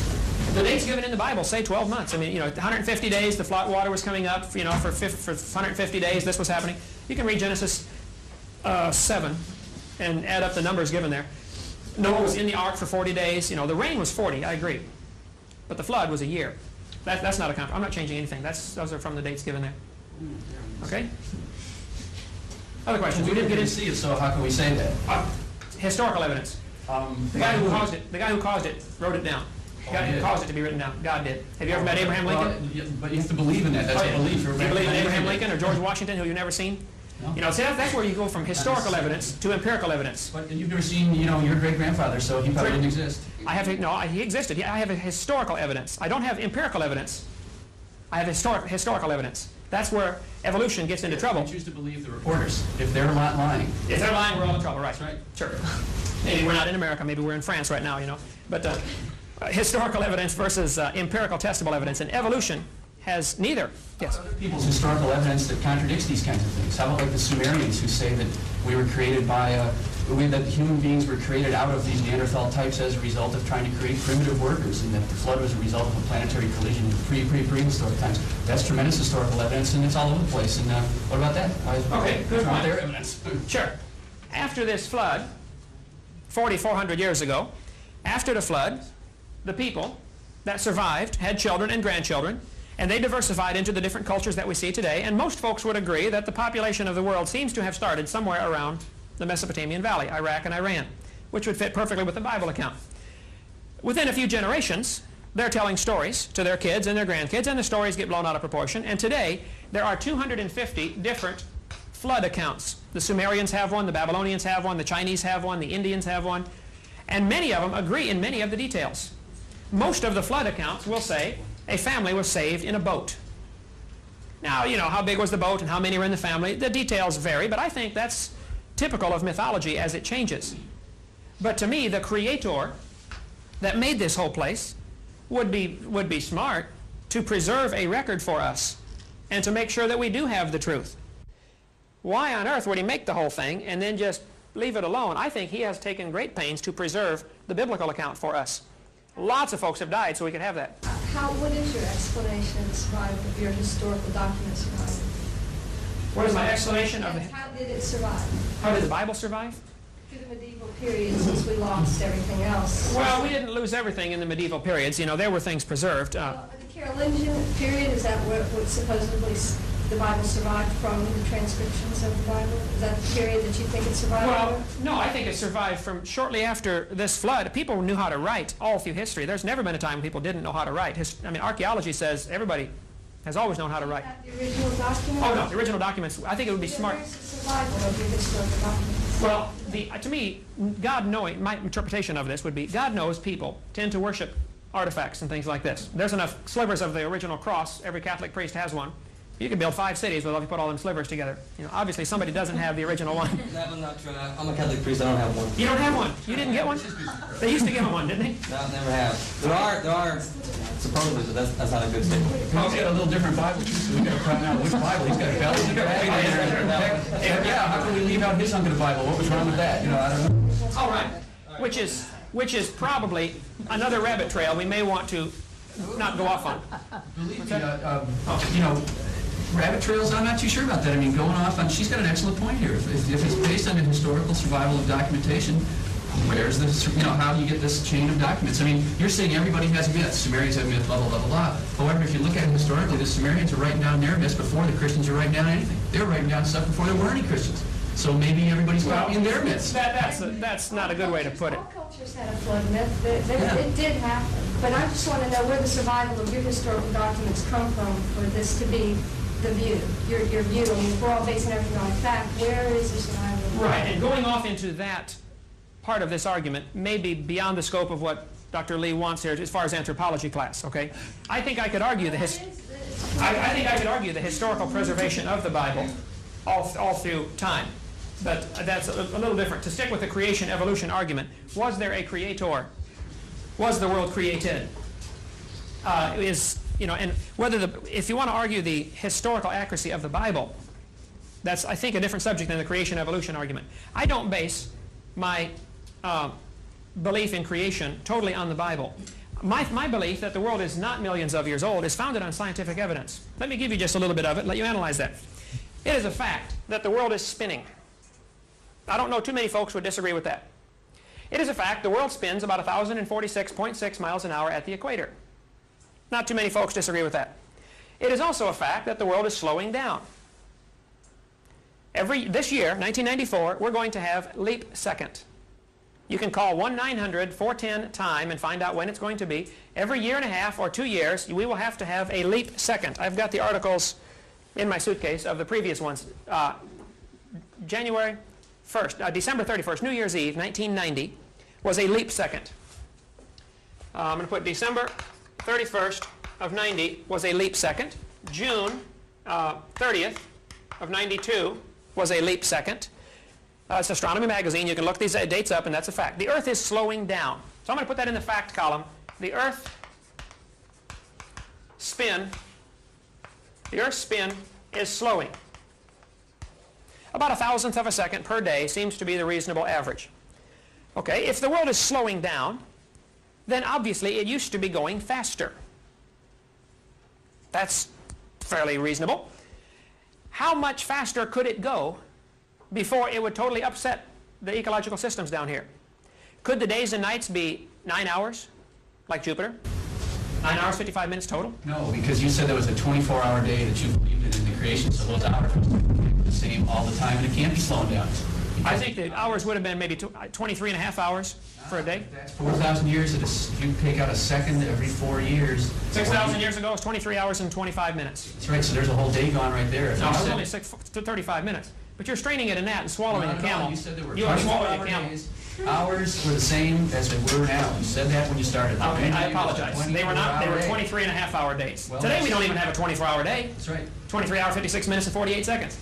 So, okay, they were one day, one's rotation of the Earth. If the world is billions of years old, the slowing spin of the Earth today indicates it can't be billions of years old.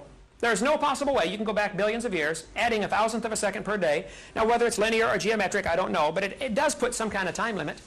It is a fact the world is slowing down. So for somebody to tell me the world is billions of years old, that's dreaming. That's scientifically impossible. It cannot be true. So this theory ought to be rejected just on that basis alone. Let me give you a few more.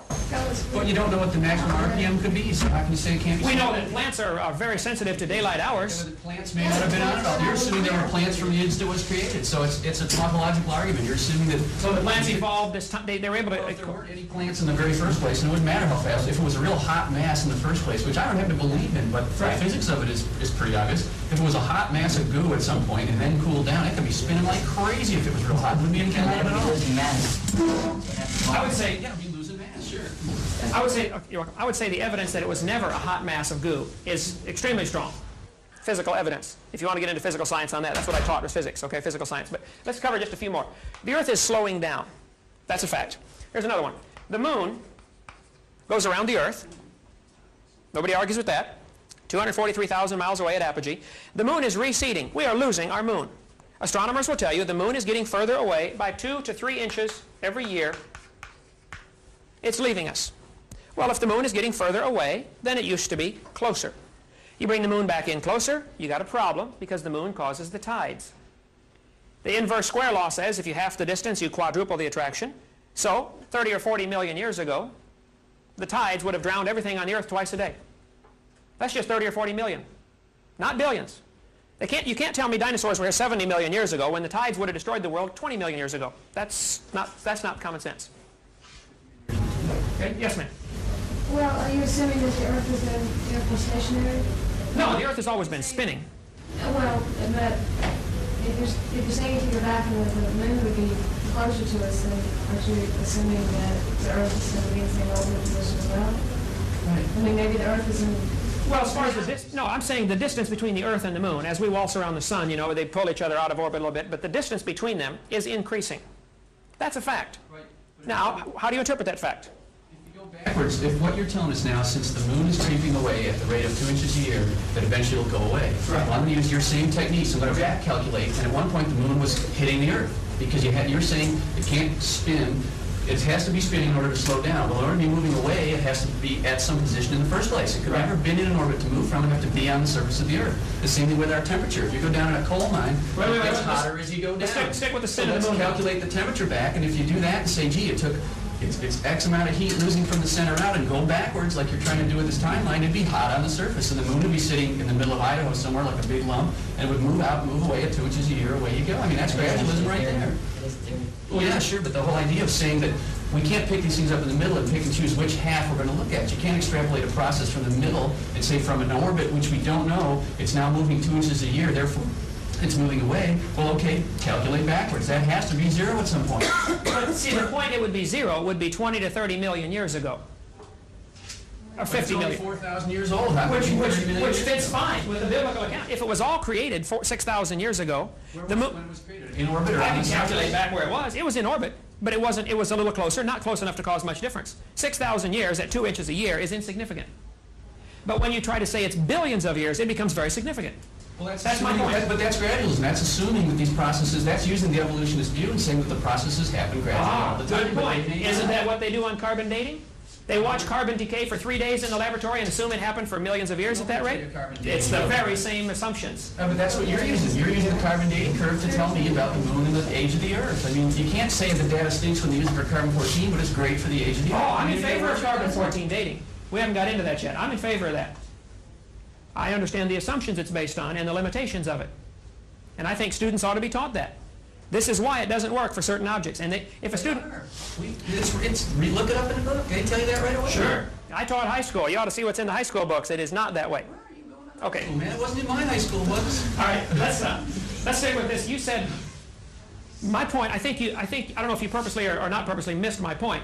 Not at all. Okay. I'm trying to follow your point. You keep picking and choosing which is No, I'm trying to be consistent here. The moon is leaving us. That's a fact. If you interpret that back in time, it does put a time limit. Either the Earth had to be stuck to the moon, or it was all created, already in orbit, and it's moved out a few miles. It certainly doesn't falsify the creationist viewpoint. The fact that the moon is moving would fit fine into the creationist viewpoint. It was created this distance, it's now a little more, big deal. Could the moon not have been moving exponentially, though? I mean, that is, I mean, gradualism works, uniformitarianism, I mean, works very well with a lot of things, but when you talk about the gravity, loss of gravity, if the Earth is slowing down, wouldn't the farther away the moon would get, the faster it would move? So possibly millions of years ago, it was not moving at 2 to 3 inches a year. It was maybe moving 2 to 3 inches per 100,000 years or 10,000 years. Yeah, that's why I mentioned, I don't know if it's a linear line back in, or geometric, or logarithmic progression. You know the equations for gravity, and you know he's absolutely right, that as the farther you get away, the weaker the gravity, so it will move farther. As the farther it goes, it'll move faster.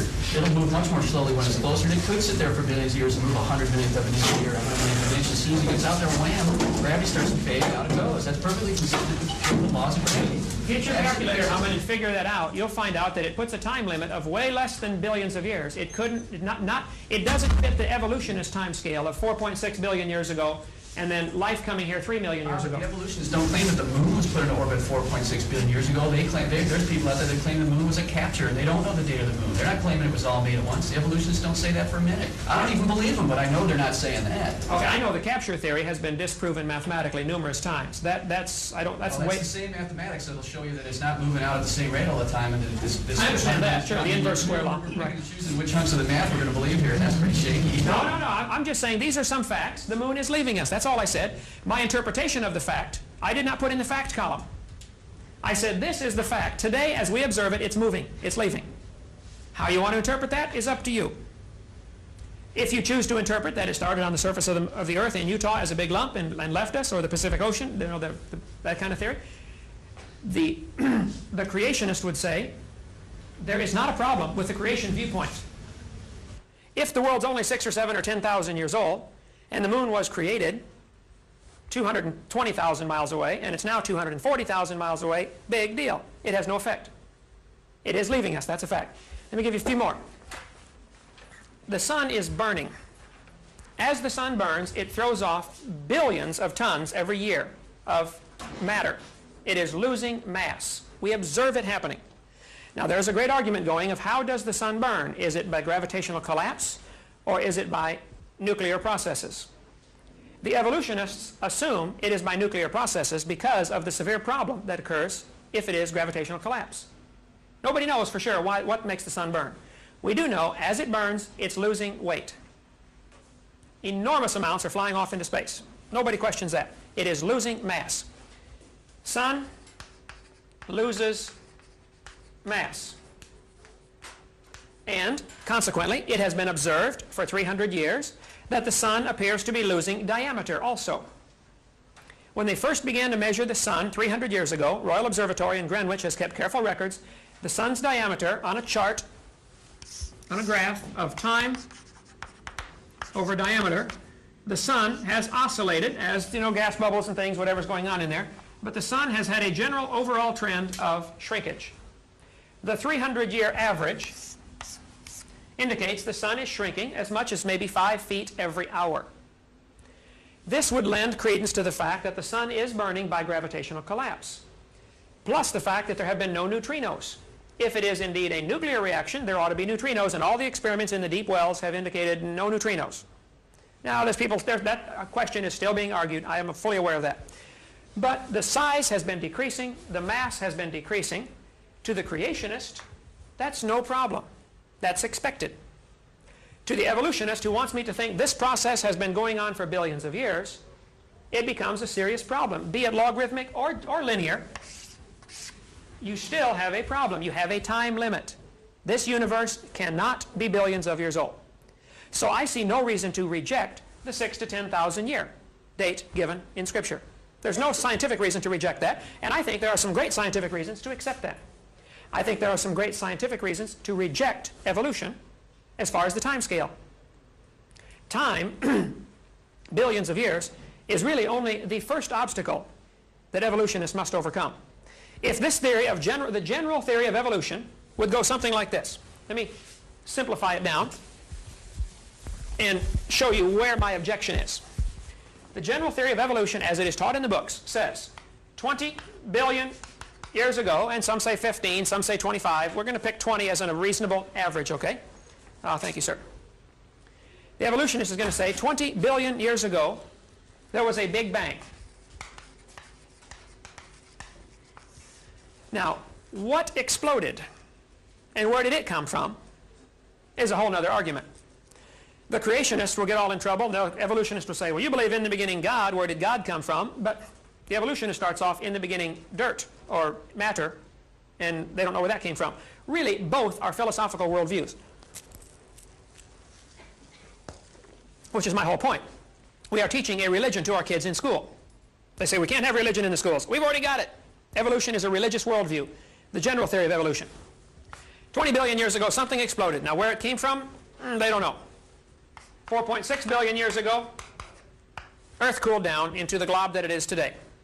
I think there are many scientific problems with both of these, which I could go on for hours if you want. But then, somewhere about 3 billion years ago, life arose from this dirt, rock, matter, non-living material. Life arose from non-living material.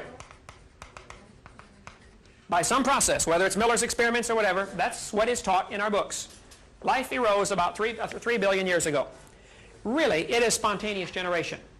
No matter how you want to label it or color it or package it, they do believe and teach spontaneous generation. It's the dust of the earth, it says that right in the Bible. Sure. But the dust of the earth from the creation involves an intelligent creator. God can take the dust and put life in it. The dust itself cannot put life in itself. That's the big, big difference. Then, as things went along for 3 billion years, this life somehow began to reproduce. Reproduce itself. Going from dirt to life is a gigantic jump. Going from life to reproducing life is another gigantic jump. Okay? But this is what is taught in our books. This reproducing life, then, as time goes along, produces variations. These variations, eventually, over the next so many X number million or billion years, produce all the different kinds of life we have today. The basic kinds. Is that the general theory of evolution? I say, this begs the question. What exploded and where did it come from? In order to have a Big Bang, you must start with two things. You must start with some matter and some energy. Enormous amounts, actually, of both. Actually, a little tiny bit of energy, not much, or matter actually. Hardly, not enormous amounts of matter at all. But you got to have some matter. What exploded? Little tiny. I know, the textbook says 4.6 or 20 billion years ago, all the matter in the universe was concentrated into one very dense, very hot region that may have been much smaller than a period on this page. Prentice Hall, General Science, 1992, page 87. That's what they teach. I've got the books, okay? Yes, sir. On the given tapes I watched in here on the creation of the universe, they build up to the point of the very second where the universe is created, and they say they can tell what's happened up to 100th of a second before or after it happened, but they can't tell exactly what it was. They don't know the very instant of what was there, what was happening. They just don't know. They don't know where it came from or what it was. Which puts it into the realm of philosophical ideas or religion. It's a belief. It's interpretation of people's... Go back to the Webster's Dictionary definition of religion, a belief in a power that created this universe. Evolution is a religion. This part of it is. Creationist isn't? Oh, creationist is too. All right. Oh, absolutely.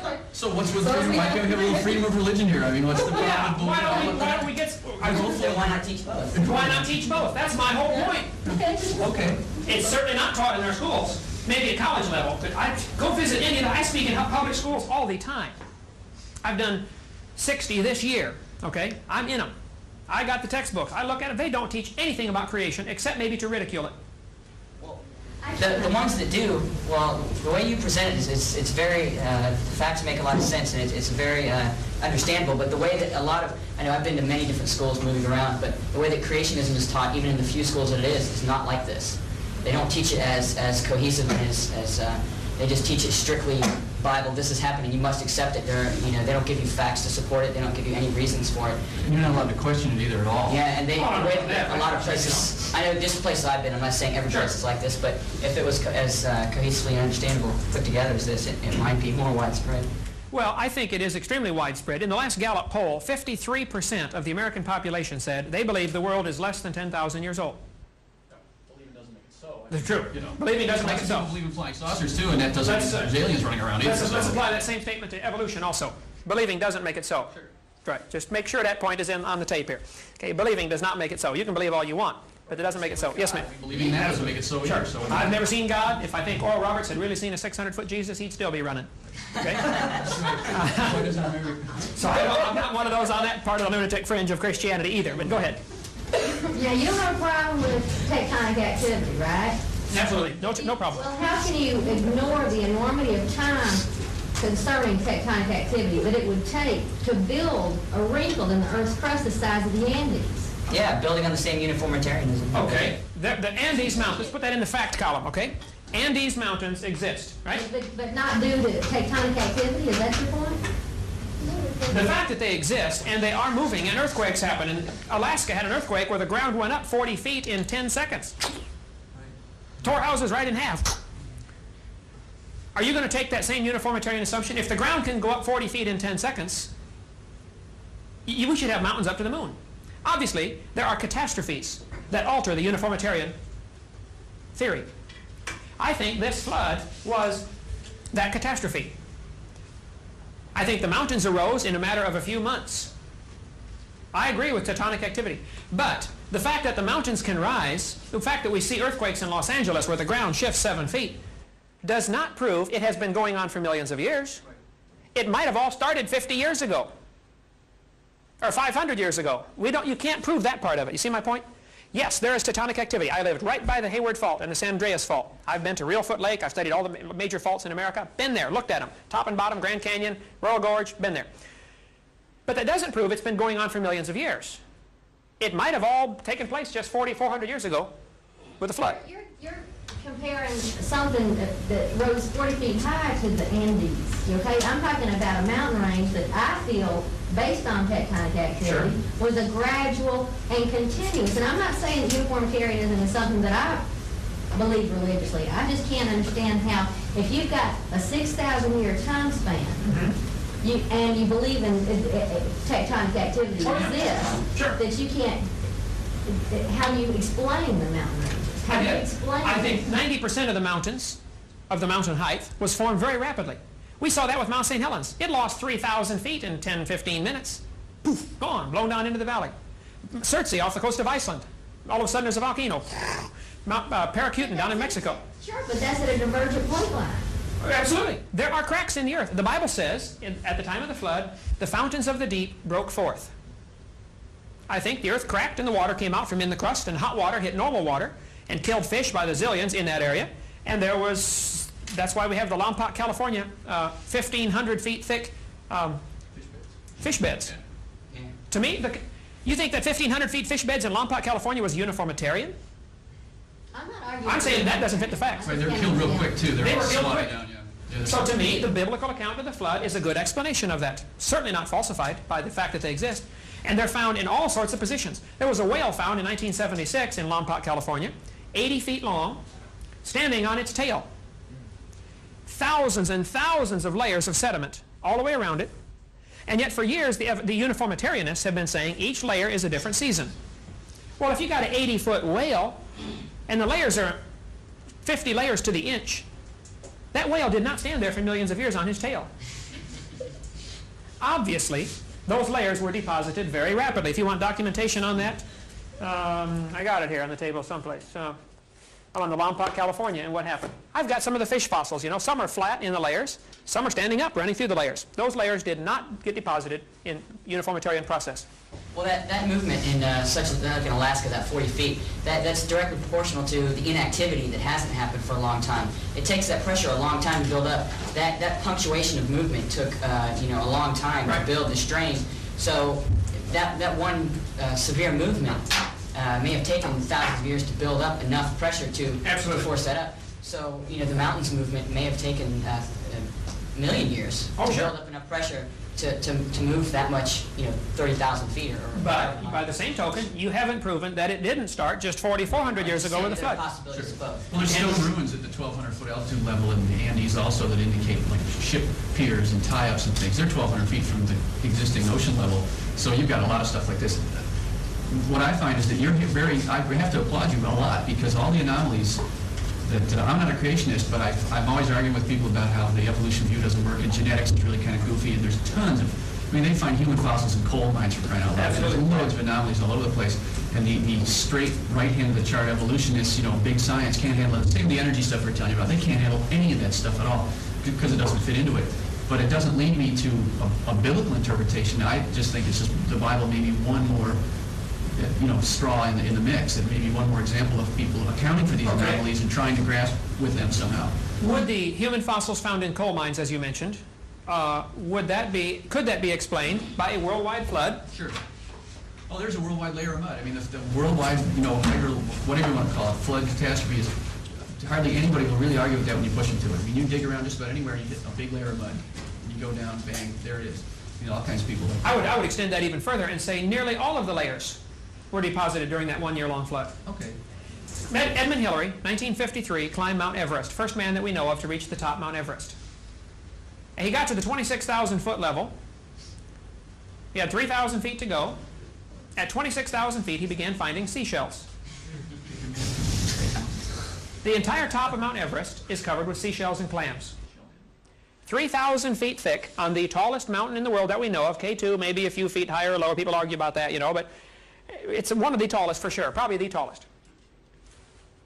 Why are there petrified seashells on the top of Mount Everest? Well, the creationist view would say, no problem. Mount Everest wasn't there until after the flood. The Himalaya range rose, as the fountains of the deep were broken up. I'm talking global catastrophe. Really, the argument is between catastrophism and uniformitarianism. Unusual thing about these seashells, and you're welcome to come take a look at it. I have boxes and boxes of them. Clams like this, you pass that around, are petrified and they're closed. When a clam dies, it opens up. Go to the beach, you're lucky to find a matched pair, let alone a closed petrified clam. A guy in Alabama up here said, Mr. Hovind, do you want some more petrified clams? I said, well, why? He said, they're 4 feet thick in my backyard. He digs for post holes to put in a fence and finds petrified clams, 4 feet thick. You can find it, that's got to be about the most common fossil in the world. Cephalopods, closed clams. Okay, that's a fact. Now, the creationist would say, during this flood, the fountains of the deep broke up, there was thermal shock, animals were buried in mudslides, and the clams are already at the bottom, so huge clam beds are covered, and the only way you can get a fossil like that is to have him be buried alive. And you can find enough of them to build a 10-lane highway from New York to San Francisco. The creationist interpretation fits that just fine. The very existence of fossils at all. Fossils don't form unless they're buried. This is a Brachiosaurus toe bone. The very existence of fossils, to me, is another scientific indication there was a disaster. How many buffalo were killed out west 100 years ago? Probably millions. How many fossilized? Almost none. Because they weren't buried. The evolutionist interpretation is that these fossils we find are all from different periods, all along for millions of years. Animals die and leave their fossils behind. Animals don't leave their fossils behind when they die today, folks. They have to be buried in mud. That's the way they fossilize. I think to support your view, or I guess what is also my view, which isn't necessarily a Bible view, but is this kind of something very unusual occurred, is that there's an interesting fossil that they've got at Buffalo that is a trilobite that is preserved in stone, mud, and its tracks are also preserved, and it's wandering in a little spiral pattern, and the tracks are spiraling, and it goes about 4 feet and it dies. And their explanation is that it wandered into a toxic puddle, which of course sat there, totally undisturbed for a million years till it turned into stone. But this, to me, it obviously happened really quickly. I mean, sand, raindrops would interrupt the sand pattern. I mean, it doesn't like go to the beach and draw in the sand and see how long that lasts. I mean, there's layers of stone that are essentially beach waves that are hardened and that are solid. Red Rock happened very quick. Denver, I've been there. Yeah, Red Rock's been there a bunch of times. It's that stuff happened real fast. And the dinosaur footprints at Red Rock are at a 45-degree angle. Right.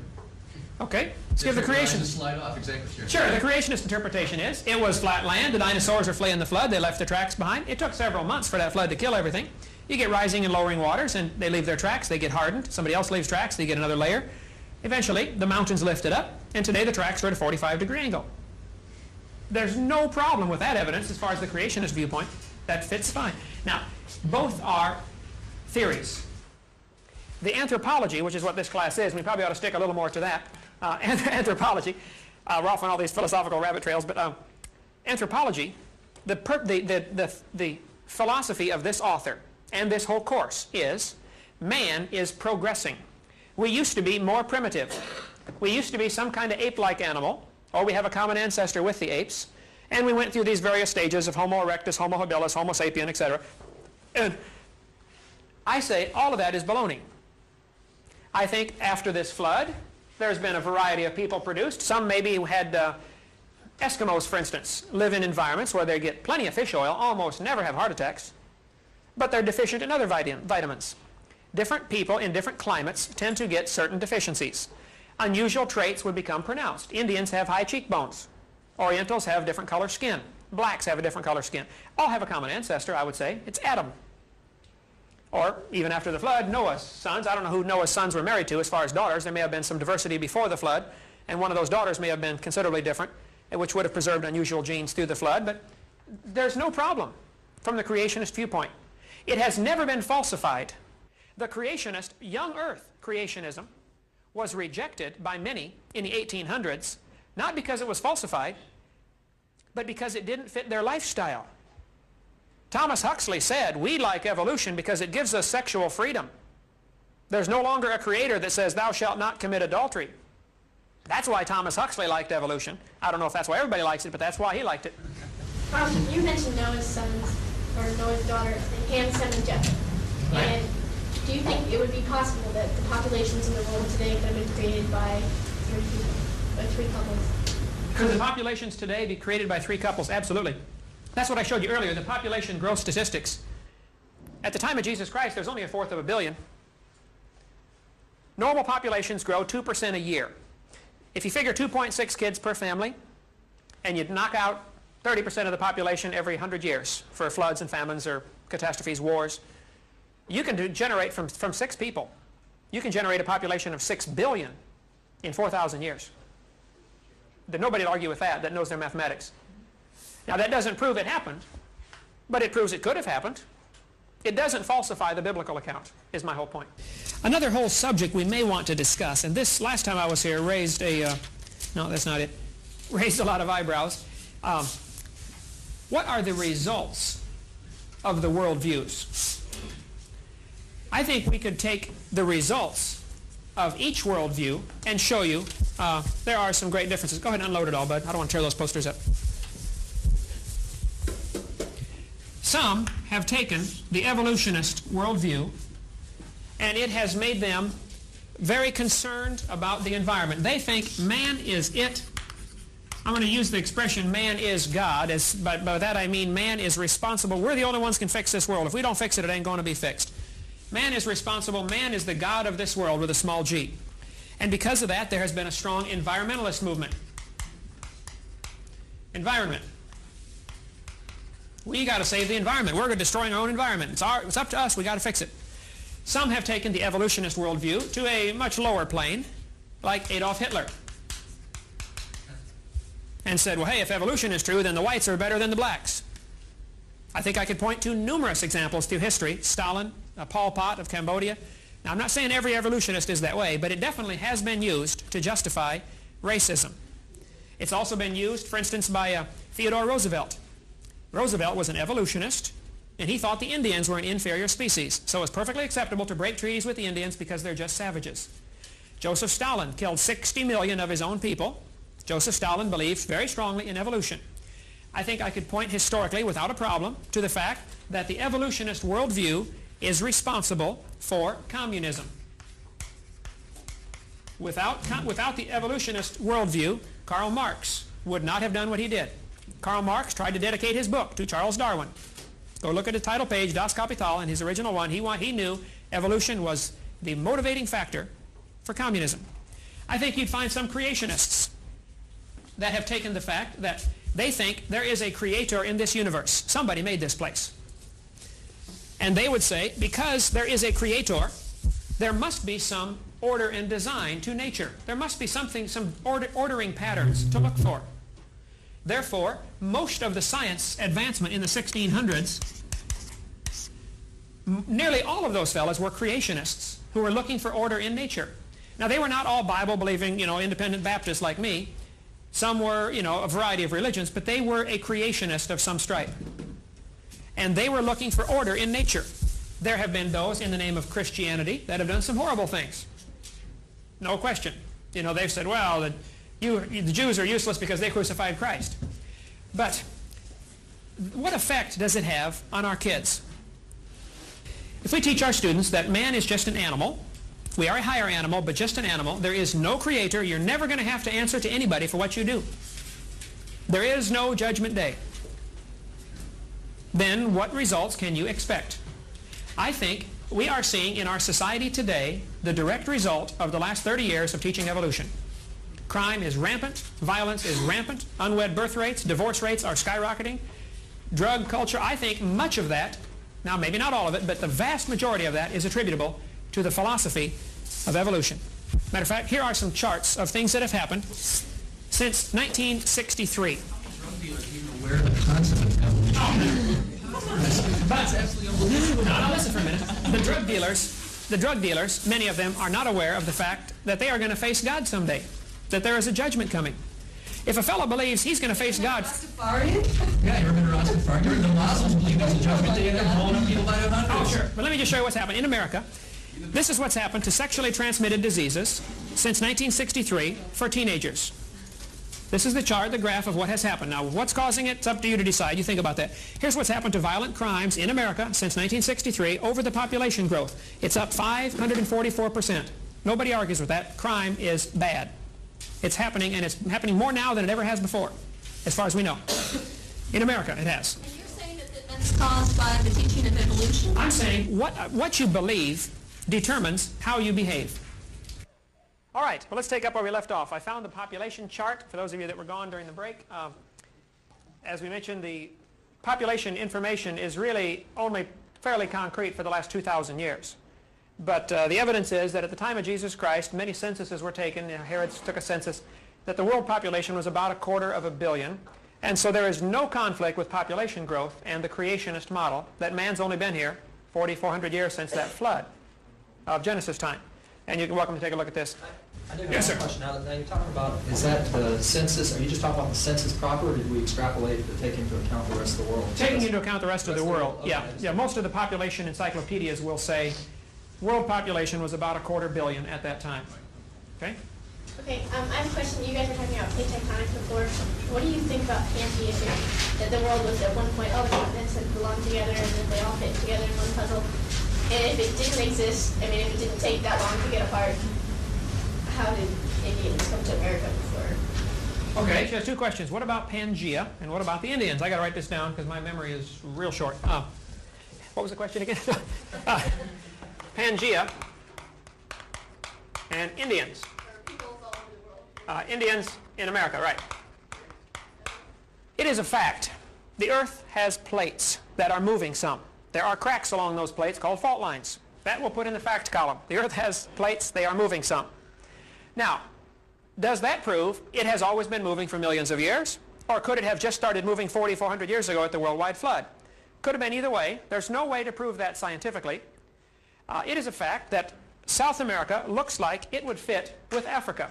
If you moved them together, they look like they would fit. Okay, here's a map of the world, of that part of the world. South America and Africa have a similar continental shape. Nobody argues with that. Now, does that prove they ever were together? Of course not. This building would fit with the library if you moved them next to each other, but it doesn't prove they broke apart 80 million years ago, right? That is not evidence at all. Pangea is taken on very sketchy evidence. The other thing they don't take into account, so they're moving. Well, maybe they started 2,000 miles apart, and after the flood, they've moved, 50 miles in the last 4,400 years. Also, if you remove the water from the ocean, there's dirt under there, okay? The continents are not lily pads floating on a pond. There is a solid crust to this earth which goes under the ocean also. So, they don't just move around that easily. Yes, they are moving a little bit. I say that's just leftover movement from the flood 4,400 years ago. And the earth is still experiencing a little bit of shifting, and some mountains are still going up, and there are still earthquakes and volcanoes. But that's leftover remnants of this disaster from 4,400 years ago. It is also a fact that the oceans have two distinct parts to them. We have what's called the abyss, the deep part of the ocean. 15,000 feet is the average depth. And then all around the continent is a continental shelf. A cross-section of the ocean, if you could imagine this in your mind, we're going to draw a cross-section. Now, you got to understand that less than 1% of the ocean floor has been explored. Way less than 1%. I called the people in Washington, D.C. that make the maps and said, now these contours you have on the ocean floor, how much of that is science and how much is that interpretation? And the lady in charge said, well, we've explored less than 1%, so 99% of that is guesswork. But let's assume it's reasonable. I'm not going to argue with that. The ocean, here's the continents, then there's a continental shelf, and then it drops off into the abyss. This area is called the continental shelf right here, where the water is less than 1,000 feet deep. Most people say less than 1,000 feet is considered continental shelf. Then you have the continental rise down to the abyss, where it's 15,000 feet deep, as opposed to 1,000. If you lowered the oceans 1,000 feet, if you could remove 1,000 feet of water out of the oceans, the continents would become huge. All the continental shelves would be exposed. England would not be an island. England would be part of the mainland. The English Channel would just be a valley you would walk across. Actually, if the oceans were lowered by just 1,000 feet, the Indians could walk to America from either side. You could walk across Iceland and Greenland and Canada. It would all be connected by lowering the oceans. So, here's the creationist worldview of what happened. Go back to my timeline. 4,000 years ago, BC, the creation. 1,600 years later, the flood. After the flood, the ice caps were huge, all the way down to Kansas City, Missouri. If you trap that much water in the form of ice, you're going to lower the oceans considerably. So for the first couple of hundred years after the flood, the people were able to walk literally any place in the world. As the languages, after the Tower of Babel incident in the Bible, when the languages were created, the people broke up into their small inbreeding groups, and they traveled any place they felt like traveling. You could walk to Australia. There was no water in the way. If you lower the water, if you lower the ocean, that's a fact. There's a land bridge to every place. So for the first couple of hundred years, the people dispersed around the world, including to America. And then as the melting ice caps caused the water to rise, the continents became separated. The Bible says in the days of Peleg, the earth was divided. Well, Peleg lived, where's my chart here? Peleg was born 100 years after the flood, by the dates given in the Bible, and he lived for 239 years. During Peleg's time, the Bible says the earth was divided. I think that means a couple of things. I think that's when the earth was divided up into the different languages and consequently nationalities. I think the people that were in these small inbreeding groups developed unusual traits. Black skin might have been a mutation, or white skin might have been a mutation that took hold. When the population was small, a mutation can catch on quickly. I don't have any problems with mutations. I don't have any problems with natural selection. Natural selection works, but it doesn't prove evolution. It might prove creation. Natural selection is not evidence for either side of this argument. It has nothing to do with the argument. After the flood, the populations began to spread out, and they could come over to America or any place they felt like, and the oceans kept coming up deeper and deeper and deeper. maybe for a 400 or 500 year span. The ice caps were advancing and retreating, maybe for 1,000 years. During that time, cities would be built near the beach and consequently have to be abandoned as the waters come up. And maybe that's why we have legends of lost cities like Atlantis, and why there are some unusual features underwater. You know, there's some, looks like buildings in 30 feet deep water down by, Bermuda. That could be explained from the flood. The consequences of the global changes, the climate changes, would cause a rising and lowering of the ocean, I think, pretty dramatically. So a long answer to a short question.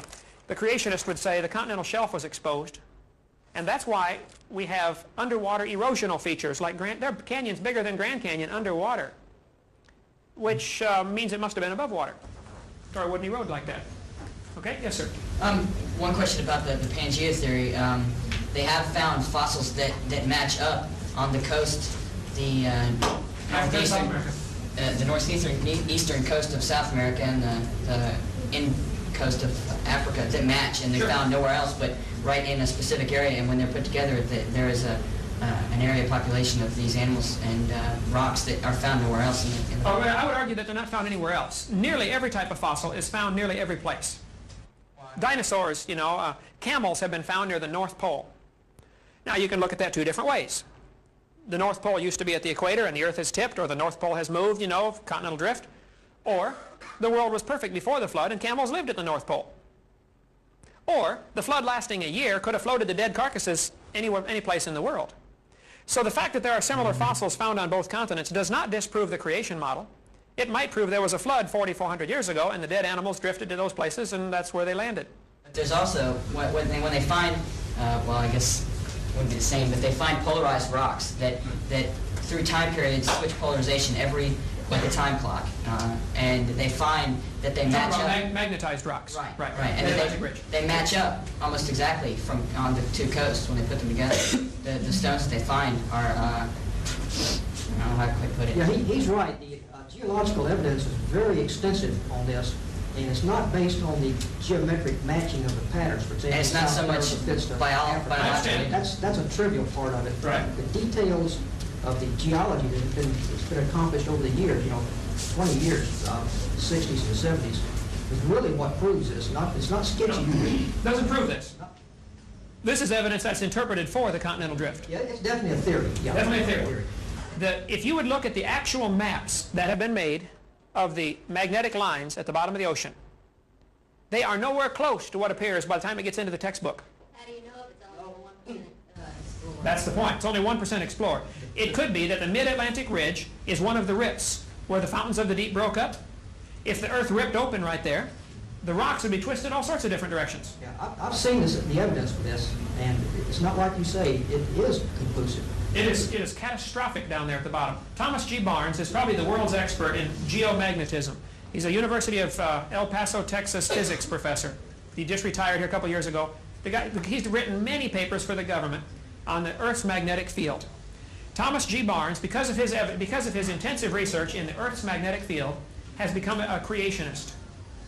He says for several reasons. Number one, the Earth's magnetic field is declining. It is getting weaker and weaker and weaker. This world can't be more than 25,000 years old, Thomas Barnes says. Because 25,000 years ago, the magnetic field would have been so strong, the heat generated would have destroyed all life on Earth. It was his evidence in magnetism, and especially studying the lines at the bottom of the ocean. Thomas G. Barnes, he still lives in El Paso, Texas. Didn't you just say that just because it's decreasing now doesn't mean it's decreasing for Right, no proof of it. He says, based on, of course, I could use the same argument for carbon dating. Right, yeah. That's Uniformitarian assumptions for all of it, right. Based on what we observe today, since Gauss and those fellows, measured the magnetic strength of the Earth, it is declining. NASA thinks the half-life is 830 years of our magnetic field. Now, they measure it more than anybody probably, but that has nothing to do with matching the corresponding magnetic patterns that exist on both sides of the rift. That's what you're really looking at. I'm saying if you looked at the actual data coming off as they drag their thing down there and get the compass fluctuation, you compare that to by the time it gets in the textbook as nice neat lines, 40 million, it's nowhere close. Yes, it is catastrophic down there. It is. The data is good. It doesn't look like you say it. It's not bad like you say it is. I can assure you that actual data, if you can get the actual readings of the maps, compare them to what, by the time it gets into the textbook, there have been many smoothing out of the lines. But it is still not No, proof. that's not true. Now, I happen to have a master's degree in oceanography, and I have really looked at this in detail. Okay. And it's not sketchy like you say it is. It is good data. Could it be that the Mid-Atlantic Ridge is one of the rips, fountains of the deep broke up, things flipped over, rocks were flipped every which direction?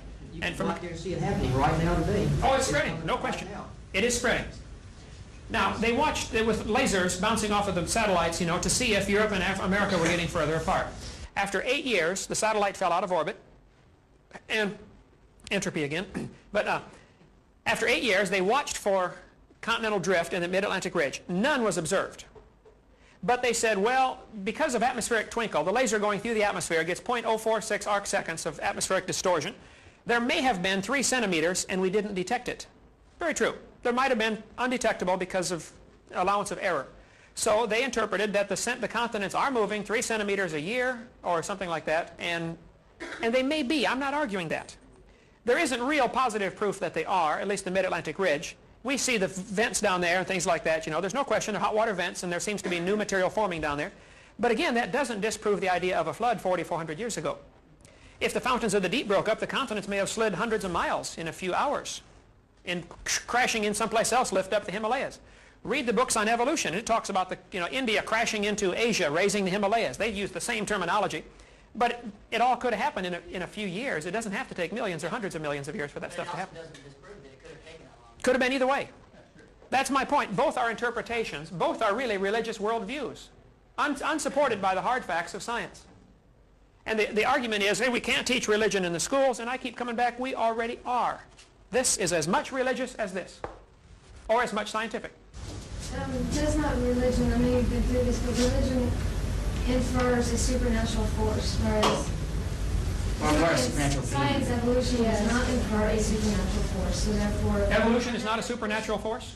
It's not a supernatural being. It's a scientific It's theory. not based on supernatural force, whereas creation is near the supernatural creator. Therefore, I contest your definition of religion. Okay, here, I got it right here in my pocket. Okay.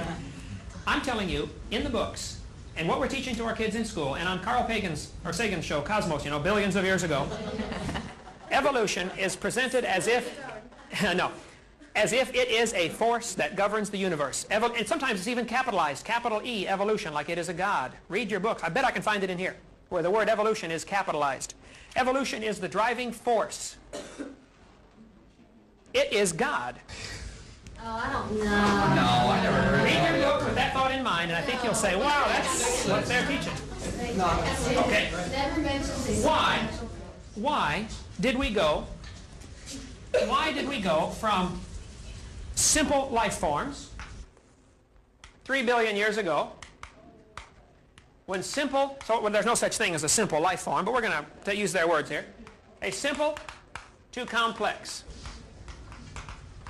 Easy, because Embry-Riddle shows that systems that we think are chaotic spontaneously organize into higher levels of complexity as time goes on. Yeah, That's not what this book teaches, I'm That's sure. what the Nobel Prize teaches. That's what Embry-Riddle won his Nobel for, and that's what I was trying to tell you before about entropy being an illusion. That's a known process. It's an explained process. It's a leading edge process. Wait, hold on. Say that again. It's a process. You're showing me that you're telling me that animals in the laboratory have been changed into something. Oh, no, not animals in the laboratory. I'm not talking about animals. You keep talking about animals. You're talking about entropy here and going from simple to complex. I'm talking about information. It's information theory. It happens all the time. You ever heard of chaos math? You ever seen fractal generation? I'd love to get you to Las Vegas, man. I can make a fortune off of you because you gamble on the long shot. Not at all. You're saying simple to complex. You're saying the greater the odds are against it happening, if the chances are 1 in 10 million of flipping heads 5,000 times in a row, that proves it happened that way. Not You at give all. them the whole universe 4 quarters, and Not at all. Who's going to flip them quarters? The quarter's going to wear out before you won't be able to tell which is You're his. unaware of Embry-Riddle's work. I'd advise you to read his book, read the study of what he did, and then talk about it.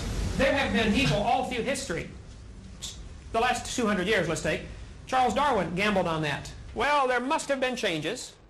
I'm not talking about a gamble. I'm talking about a mathematical stochastic process. It's not talking about gambling. It's not talking about animals. It's talking about chaos and information, plain and simple. There it is. Just look it up. Starting from The simple to the complex. You think that happens all by itself with no addition? All by itself. It's a property of information-bearing systems. I think you are dreaming. Fine. I think you're dreaming when you dream about God. So are you. I mean, Right. come on. You got a ghost story going on here with supernatural beings pulling puppet strings. It's crazy. You have this mysterious process that is going from simple to complex. It's well defined. And it Let's works. see that you get information on it, because obviously we're not getting any further right now. Okay. We'll get you information on it. Get the information on it. Yes, sir. I just have a question. I mean, I know there's no provable evidence of this. I just want to know if the evolutionist theory of the creation of the world is that it came from a single dense atom of energy. Well, the creationist theory is it came from God. God created it. Where did God come from? Or is there anybody that has any theories on where has he just always been existing in a void, or what happened before he created it? Was there something else? Good question. Where did God come from? That is going to be unanswerable from our perspective here on Earth. What about the Sumerians book? The Sitchin's work with Genesis Revisited about where the Creator came from. You read the book? Well, see, the reason they believed that is because they had not heard me speak. If they had been to my seminars, I would have said. That's the same means that the Bible has been generated from. No, I disagree with that, but that's what's back to how we got our Bible. Give me your question one more time. Give me back on track. You want to know? Yeah, where did God come from? And is there anybody that has any theory now? I mean, it's so feasible. There is no proof of that either way, but let me give you an analogy. I taught geometry, science, and mathematics for years. In geometry, in plane geometry, you deal with just flat substances. Let's suppose we have two people, Mr. Flat and Mrs. Flat. Okay? Here they are, Mr. Flat and Mrs. Flat. They live in Flatland, the chalkboard. They have no comprehension of the third dimension, right? All they see, actually, you and I as three-dimensional beings, you can see two dimensions, width and height, and you understand depth, but you don't really see depth in the strict sense of the term. You could take a picture of what you're looking at, and it would be flat, but you would still perceive the depth in it. Third dimension is really something we perceive. You don't really see it, if I can get the difference across. Mr. Flat would see Mrs. Flat as a straight line. He could walk around and understand that she is indeed a rectangle, but he only sees her as a straight line. He walks around and says, oh, she's a rectangle, okay? Suppose I, as a three-dimensional being, would like to get them to understand me. You can't put a three-dimensional object into two dimensions. So I stick my finger through the chalkboard. Mr. Flat comes over and says, I've seen him, he's a circle. Right? The cross-section of my finger. Over here I put three fingers through the chalkboard. Mrs. Flat comes over and she says, oh no honey, I've seen him, he's three circles. Both have a very, very limited, small view of what I am. Both are right and wrong at the same time. There's no possible way I'm going to explain a three-dimensional being to a two-dimensional being. Cannot be done. But yet I have the capacity of being closer to them than they can be to each other. And they're not even aware of my presence, because I'm just barely into the next dimension. Right? I think God is not limited to our three dimensions that we have, length, width, and height, or maybe time, and maybe there's other dimensions. I think the God that I envision is beyond all of this nature. He created it. The guy who designed the car, or the computer, or the calculator is above and beyond and smarter than and outside of his creation. He's not affected by it. He has to be smarter than the watch. He made the watch, right? I think the Creator is not part of this creation in the pantheist sense. I mean, God, you don't go hug the trees because this God is the tree and God is the rock and God is the flower. That's a very limited pantheistic view of God. The God that I have is outside of his creation. If he wants to come down and walk on the water or raise the dead, he made the whole thing. He can do absolutely anything, totally unlimited. That is the Christian God, that he says, okay, poof, there's the world. So in a scientific way, you're saying he possibly could exist in a fourth dimension that we just can't perceive at all. Yeah. There's radio waves coming through this room right now. Yeah. You can't feel them or taste them or touch them, but you could, if you had an instrument to pick them up, you could pick them up, right? A radio. A lot of things we can't see that we know exist. I would say that, though that's a crude analogy, I know God exists because I talk with him. He's my buddy. I've been saved 25 years ago. I accepted Jesus Christ as my sacrifice. He paid for my sins. I am now going to heaven, not because I'm good, but because I've been forgiven. And anybody can have that. Jesus Christ came and died. God made this world. The people rejected God's authority, decided they wanted their own will. God says, no, I still want you. Some want him, some don't. Most don't. And God's the boss. He's going to take care of all that. His, judgment day will come, and God will straighten it all out. But until then, I've never seen him, but I'm going to serve him and worship him. I don't have to. I'm 41 years old. I can go do what I want. I think one thing you ought to consider about us is quite a few of us are devout Christians. We practice our religion as well as you do, sure, as often as you do. I didn't say you. And we find it completely compatible with evolution as we're talking about right now. You seem to keep insisting that this is not the case, that we, because we are espousing evolution, that we are not Christians or something like you put on a board a while ago, we're associated with communists and Nazis. Now, I think you're being misleading about us in that respect. In a sense, you're insulting us, and I think you ought to be careful about that in future talks to a group like this. Okay. No, I'm open for any suggestions. I want to help. You're coming across as being a little self-righteous, and really, you're really turning me off about the creationist viewpoint. At first, I was really enjoying the discussion, and now you're starting to get a little bit personal. So that's constructive criticism. Good observation. Each of these philosophies of life has a lot of baggage with it. If this is true, there's no need for God. Why not? Why not? What did he do? That's what I just got here saying. Evolution is the process of change, not the process of It's creation. human nature for us to believe that there's a being out there, some divine something to answer the questions we can't answer. But there's no problem with that. It shouldn't be a problem for us to try to find our own answers. Yeah, that's God's finger snap, the Big Bang. Right. That's a way of looking at it. You believe God started with the matter, God supplied the energy, and God supplied the matter, and God started. I don't really have a theory about that, but I think that's a reasonable thing, yeah. This, then, is teaching that God uses millions of years of suffering, misfits, death. He has no idea what he really wants. There's billions of blind alleys, dead ends, species evolve, can't compete, they die out, tooth and claw, struggle for life. You can do whatever he wants. He made the flood, killed everybody. There's suffering now. What the heck? This is an unintelligent God who doesn't, he doesn't. Yeah, but how, if he was so intelligent, how did he had to wipe us out in the first place? That doesn't make any sense. He gave freedom of choice. Let's take the question. Yeah, I just wanted to say that at that point in time, when you say that, are you not imposing your three-dimensional worldview on God that exists in more dimensions? When you say that God doesn't know what he wants, it's a blind God that makes people suffer and makes people die, aren't you imposing your limited perception of what God is on the reality of God? No, I'm saying, to me, the evolutionist worldview is if they say God did this, then God is cruel. Well, you're telling us that unless we believe we're all going to burn. That seems pretty cruel to me. I didn't say that yet. I don't think. What's it take? You just said that we have a choice, and we made the wrong choice, and that's why the flood hit. Well, I don't know what choice you've made at all. I've never asked you if you're going to help. Yes, but Do you not feel that what's going on now in the world is not cruel and that God is not aware? there's a lot of cruelty going on now. I mean, if you're saying that if that being so, that there would be a long period of time of cruelty, explain this kind of cruelty. I think after the flood, early in the creation, it wouldn't do any good for God to make robots. He could have programmed Adam and Eve like a computer. I'm 6'1", my wife is 5'0". I can go home, grab her by the throat and say, now you tell me you love me. Well, I could easily beat her up. 100 pounds, 5'0". But that's not what I want. I want her to want to love me. So God gave his creatures, his creation, a freedom of choice.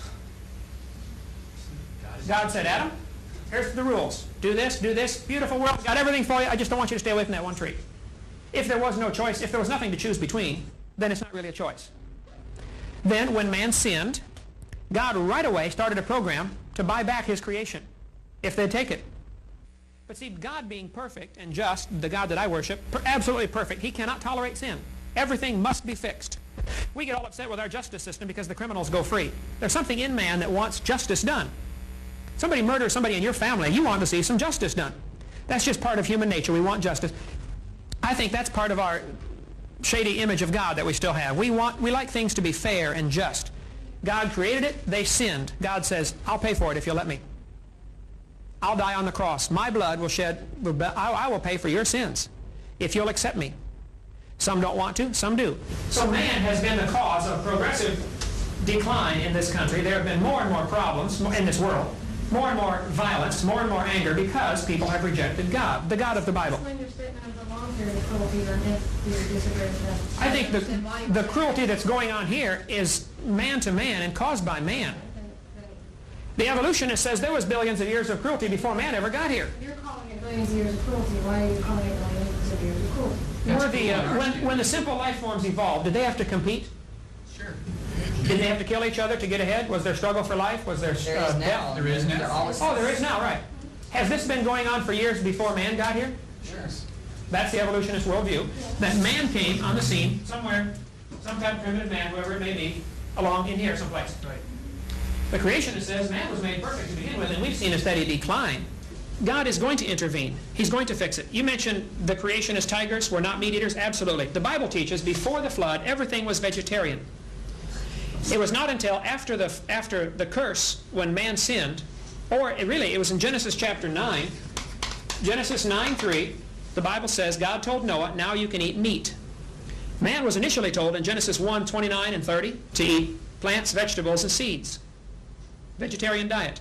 Under the pre-flood world with the increased air pressure, people today live fine on, vegetarians do just fine today. But everything was designed to be vegetarian, including all the animals. And it was maybe because of the climate changes or maybe because of atmospheric conditions that they became carnivorous. As far as venom for the snakes, the University of Oklahoma has done intensive research on snake venom. Oklahoma has plenty of rattlesnakes. They have found that if you get a snake bite and you shock it with a stun gun or with a spark plug, take a spark plug wire off, turn the motor over, zap, and spark. If you shock the spot where the snake bit you, it will straighten out the protein molecule. When a snake bites you and injects the venom, be it hemotoxic or neurotoxic, the snake venom is a complex protein molecule that's all tangled up and your body can't do anything with it. But the electric spark straightens out the molecule and it becomes a vitamin. It's nutritious. Well, this is getting very bizarre here. You better go see what University of Oklahoma. Now listen carefully. No, it's true, but I mean to think that snakes are around biting you for your own benefit is pretty. I think snakes, now just listen, snakes have very sensitive heat pit organs. They can sense 1/1000th of a degree. So when you're sick, a rattlesnake comes along and says, gee, you're on a... This guy needs vaccinated. I'm going to bite him. Well, that's, How did we get poisonous snakes? What's the evolutionist interpretation? This came about by blind chance? Do you know the complex mechanism of a poisonous snake? Sure. There's a zillion things have to evolve simultaneously. It uses its venom to eat its prey. It can control the amount of venom it puts in a mouse. It can stun it. And that all just happened by chance? I'm not talking about That's what you believe, though. It's not a vitamin. agree with That's mutation? sure. Yeah, but you're saying these very No, I'm not. I'm not Okay, saying that at all. but the evolutionist says these very complex systems that we have. For instance, the human eye. A billion things have to be right to make it work, and only one thing has to be wrong to make it not work.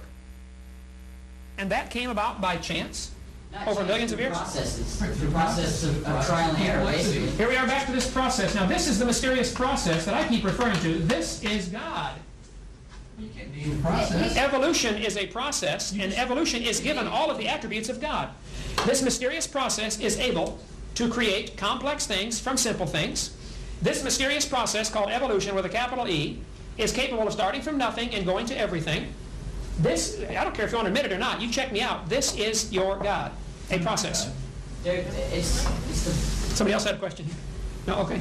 This is a label for something we don't understand. You call it God, you could call it Bob, you could call it, anything. I mean, it's just kind of silly to get to analysis and say, the ergo, we don't understand it, ergo, it's God. I mean, that's pretty wacky. But you are attributing a personality.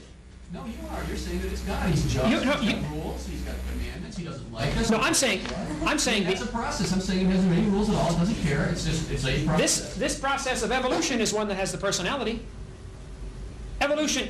You read the books. Evolution experimented with this for millions of years until it finally came up with a design that works. Isn't that those kind of sentences are in here, right? The difference being the attribution of evolution is multiple beings or animals on Earth that have changed and caused a group difference. And difference in God is it is one being putting its processes down on multiple beings, not creating, not because of evolving. Occurrence, something happens, a flood happens, maybe this animal has to evolve because of that or some other catastrophe, and not because something else wanted it to change. Because these beings, the creatures that lived on the earth, needed that change or... How did they know they needed it? They didn't know, it just chemically, biologically, it had to happen for them to... You're back to your magic process. But it doesn't have personality. It doesn't say this must happen because I want it to. It happens because if this is to survive, Gravity. it Mice must just change. fall down because the floor loves them and it wants to grasp them more tightly. They just fall down because they fall down. Okay, nobody understands what gravity is. I mean, I taught physics. We know, the velocity of different objects based on what planet they're on and all that stuff, but there isn't anybody who knows what gravity is. How does the Earth know where this chalk is right now? It's at least understood. It doesn't. That's the whole point. It doesn't have the attributes of personality. It isn't. Cruelty doesn't enter into this process at all because we define cruelty. You shoot your dog when it's hit with a car, you're putting it out of its misery. You're still killing it. Is it cruel or not? That's a value that we put on there. Okay, now let's take that same analogy for those who say God is cruel by killing the infants in Sodom and Gomorrah. That's the same. Now let's follow this through now. Suppose that God knows that that city is full of diseases, including the children, because of their just horrible practices with all sorts of things that they were doing, incest and homosexuality and things that filled that society with diseases. God's people are going to move into this area. God says, I want you to kill the whole population for their own good and for your good, so this disease is wiped out off the earth. Who created the disease? Then the guy's a smart God. He's a smart God to command the execution. It's like me pulling weeds out of my flower garden. Created all the disease. I mean, if God's created it all, then He created the diseases. So, Well, so wait. Let's not say God created the diseases. Some of the diseases are perfectly fine and helpful to different organisms, like sheep. Sheep get venereal disease. It's no big deal. It's like a cold. But when sailors have sex with sheep on board ships, and sailors get venereal disease, and that's how venereal disease got started. Study your history. Is that God's fault? I wasn't there. I can't tell. See, no, the smart, all-wise, all-powerful Creator not only created everything, He gave them a book, the Bible, says, don't do this. If you do, things are going to go bad. They did, and things went bad. Well, if they were that Wait a minute, one at a time. Go ahead. Do you think that man throughout time is totally truthful and totally honest to the point where they could interpret the Bible over thousands of years verbatim, the way it was first written? I mean, there is proof. I don't have any documentation with me, so I can't really substantiate this, but there's proof that when King James interpreted the Bible, he left out a lot of things, a lot of women, a lot of occurrences that he didn't believe should be in there. And do you believe that it should be taken so literally when it's been interpreted by so many different people and rewritten, and maybe those monks that copied it down changed it just a little bit, or whoever wrote it down changed it to their liking? Do you think it should be taken so literally after it's been so? Okay, we're opening up a whole new subject of, is the King James Version of the Bible, for instance, the infallible, inspired, preserved Word of God? I think that would be a fascinating discussion, which I'd be glad to get into. But that would draw us way off of our main subject of creation evolution. Yes, I think God is not only capable of making this world, He's capable of preserving His Word for us so that we have it today. And I disagree that it's been translated thousands of times. I think the priests that were in charge of keeping the texts were very, very cautious. They would make a copy, and then they would have 5 other people count the words. They'd count it backwards and forward. It had to be an exact copy. It was destroyed. And so eventually the original manuscript was worn out from use, and they would certify some of these copies as exact copies. They counted the letters, they counted the words. These guys, that was a very serious job. They would take a bath and wash out the pen and start fresh before they wrote the word God or Jehovah. They took it that serious. I mean, it was maybe overboard, but so the original text may be gone, but that is really probably to our benefit, because now we have so many thousands of copies that are just precise like the original, and they were carefully certified. And then there's not an original piece of paper for somebody to worship and sell for $50 million a page. Oh, here, kiss this page and you'll go to heaven. I think it's good. The original piece of paper is gone, worn out. Some of the older manuscripts are still around because they were not good as copies, so the people did not use them. There were those shortly after the time of Christ that tried to pervert the manuscripts, tried to make little changes to get their doctrine in there. Well, the church said, forget it, that's useless. I'm not going to use that transcript. And therefore that one survived because it never got used. There are 5,000 or 6,000 copies of the Greek New Testament that are from the Textus Receptus. Yet you go to the Alexandrian manuscripts, there's only a few hundred of those, but they're older than the Textus Receptus. But the reason they're older and the reason they still survived is because the early church fathers knew this is not correct. This has been corrupted. If there is a God and there is a devil, it would be smart for the devil to try to do that very thing, to corrupt God's word, to confuse humanity, to start 50,000 religions and get people confused and distracted. Any war does that. The enemy comes in, they turn the road signs, they blow up bridges, they try to confuse the enemy. I think there's a real God and there's a real devil, and Satan is using tactics of confusion to try to keep people away from the truth. The truth is very simple. The Creator loves you He wants to save you. He wants to forgive you. And if you'll ask him, he will. And so I asked him 25 years ago. And I have evidence that it happened because there has been a great change in my life that could not have happened just by deciding to turn over a new leaf.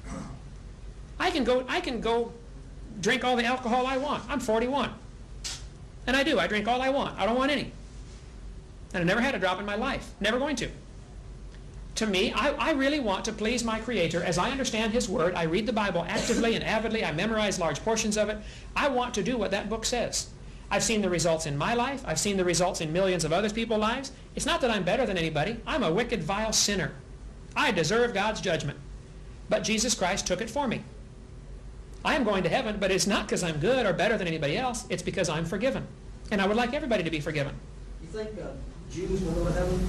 I think if a Jew has not accepted Jesus Christ, no, they will not go to heaven. Only Christians then who have accepted. I don't know that I want to use the term, the definition, the label Christian. Only those that have accepted Jesus Christ. There may be people in some heathen pagan society that have asked for God's forgiveness and have no concept of what a Christian is. Sure. The Bible says if you seek after God, God will see to him that you find him. There are those who don't want God because they're afraid of some of the rules that go along with an authority. And that's why in the 1800s, this view caught on. Because there was great prosperity. Industrial revolution brought us all kinds of new machines. I mean, people had time on their hands. You don't have to work 6 days to build a shirt. You can do it in 10 minutes now on your loom, you know. Along with prosperity came all kinds of vices and sins. And the 1800s was a time of not only great racism. You know, America still had slavery. Charles Darwin's book came out in 1859. During the 1800s, many of the European nations felt they were superior. And they were colonizing these third world countries. Belgium took over countries, you know, and England took over, you know, the sun never sets on the English Empire. The evolution as a worldview, as a philosophy of life, caught on in the 1800s, not because there was evidence against creation, but because it was a way to justify the cruelty, the suffering. Carnegie and Rockefeller used the theory of evolution to justify their business practices. Standard Oil became a monopoly. Wipe out the competition any way you have to. If there's 10 gas stations, buy 9 and starve the 10th guy out. And then you got a monopoly. We had to have laws. The unions developed in this time period, late 1800s. The trust busters, the monopolies had to be broken up. The philosophy of evolution was driving some of these people. The strongest survive, tooth and claw, struggle for life. Well, let's be the strongest. Read the biographies of these fellows. Capitalism is all it is. Oh, capitalism. The Bible teaches a form of capitalism, but not like we have today. I believe everybody should be able to own their own property and reap the results of their labor. If you don't work, you shouldn't eat. That's God's welfare program. Now, if I make money and I would like to give my money to somebody else, that's my prerogative. But should the government take my money from my labor and give it to somebody who won't labor? That's what the church did. That's what the early church did. Yeah, the whole welfare program ought to be the church operating it, or the Christians, or the individuals. This idea, then we're getting into a whole other subject, but the idea of the philosophy of evolution is a motivating factor for the 1800s. You're not going to understand the historical events of the late 1800s and early 1900s unless you understand the philosophy of these people. When a headhunter is taught as a little boy, now Johnny, if you kill your enemy, cut his head off and eat his brains because then you get his power. There are tribes like that, right? He's going to behave that way because of what he believes. Everybody behaves based on their belief pattern. If you believe, you're going to face God someday. If you believe the Bible is true, and you believe it's wrong to commit adultery, it's wrong to have premarital sex, if you believe the Bible teaches that and it is wrong, then you're more likely to behave that way. So what you believe determines how you behave. And many of the social questions that we argue about today are really back to this argument, creation and evolution. Let's take abortion, for example. Would abortion be right or wrong? Well, before you answer that, if you believe evolution is the way that we got here, you are more likely to say abortion is fine, it's acceptable means of population control or whatever you want. If you believe there's a creator and a God who creates and gives life, then abortion is obviously murder.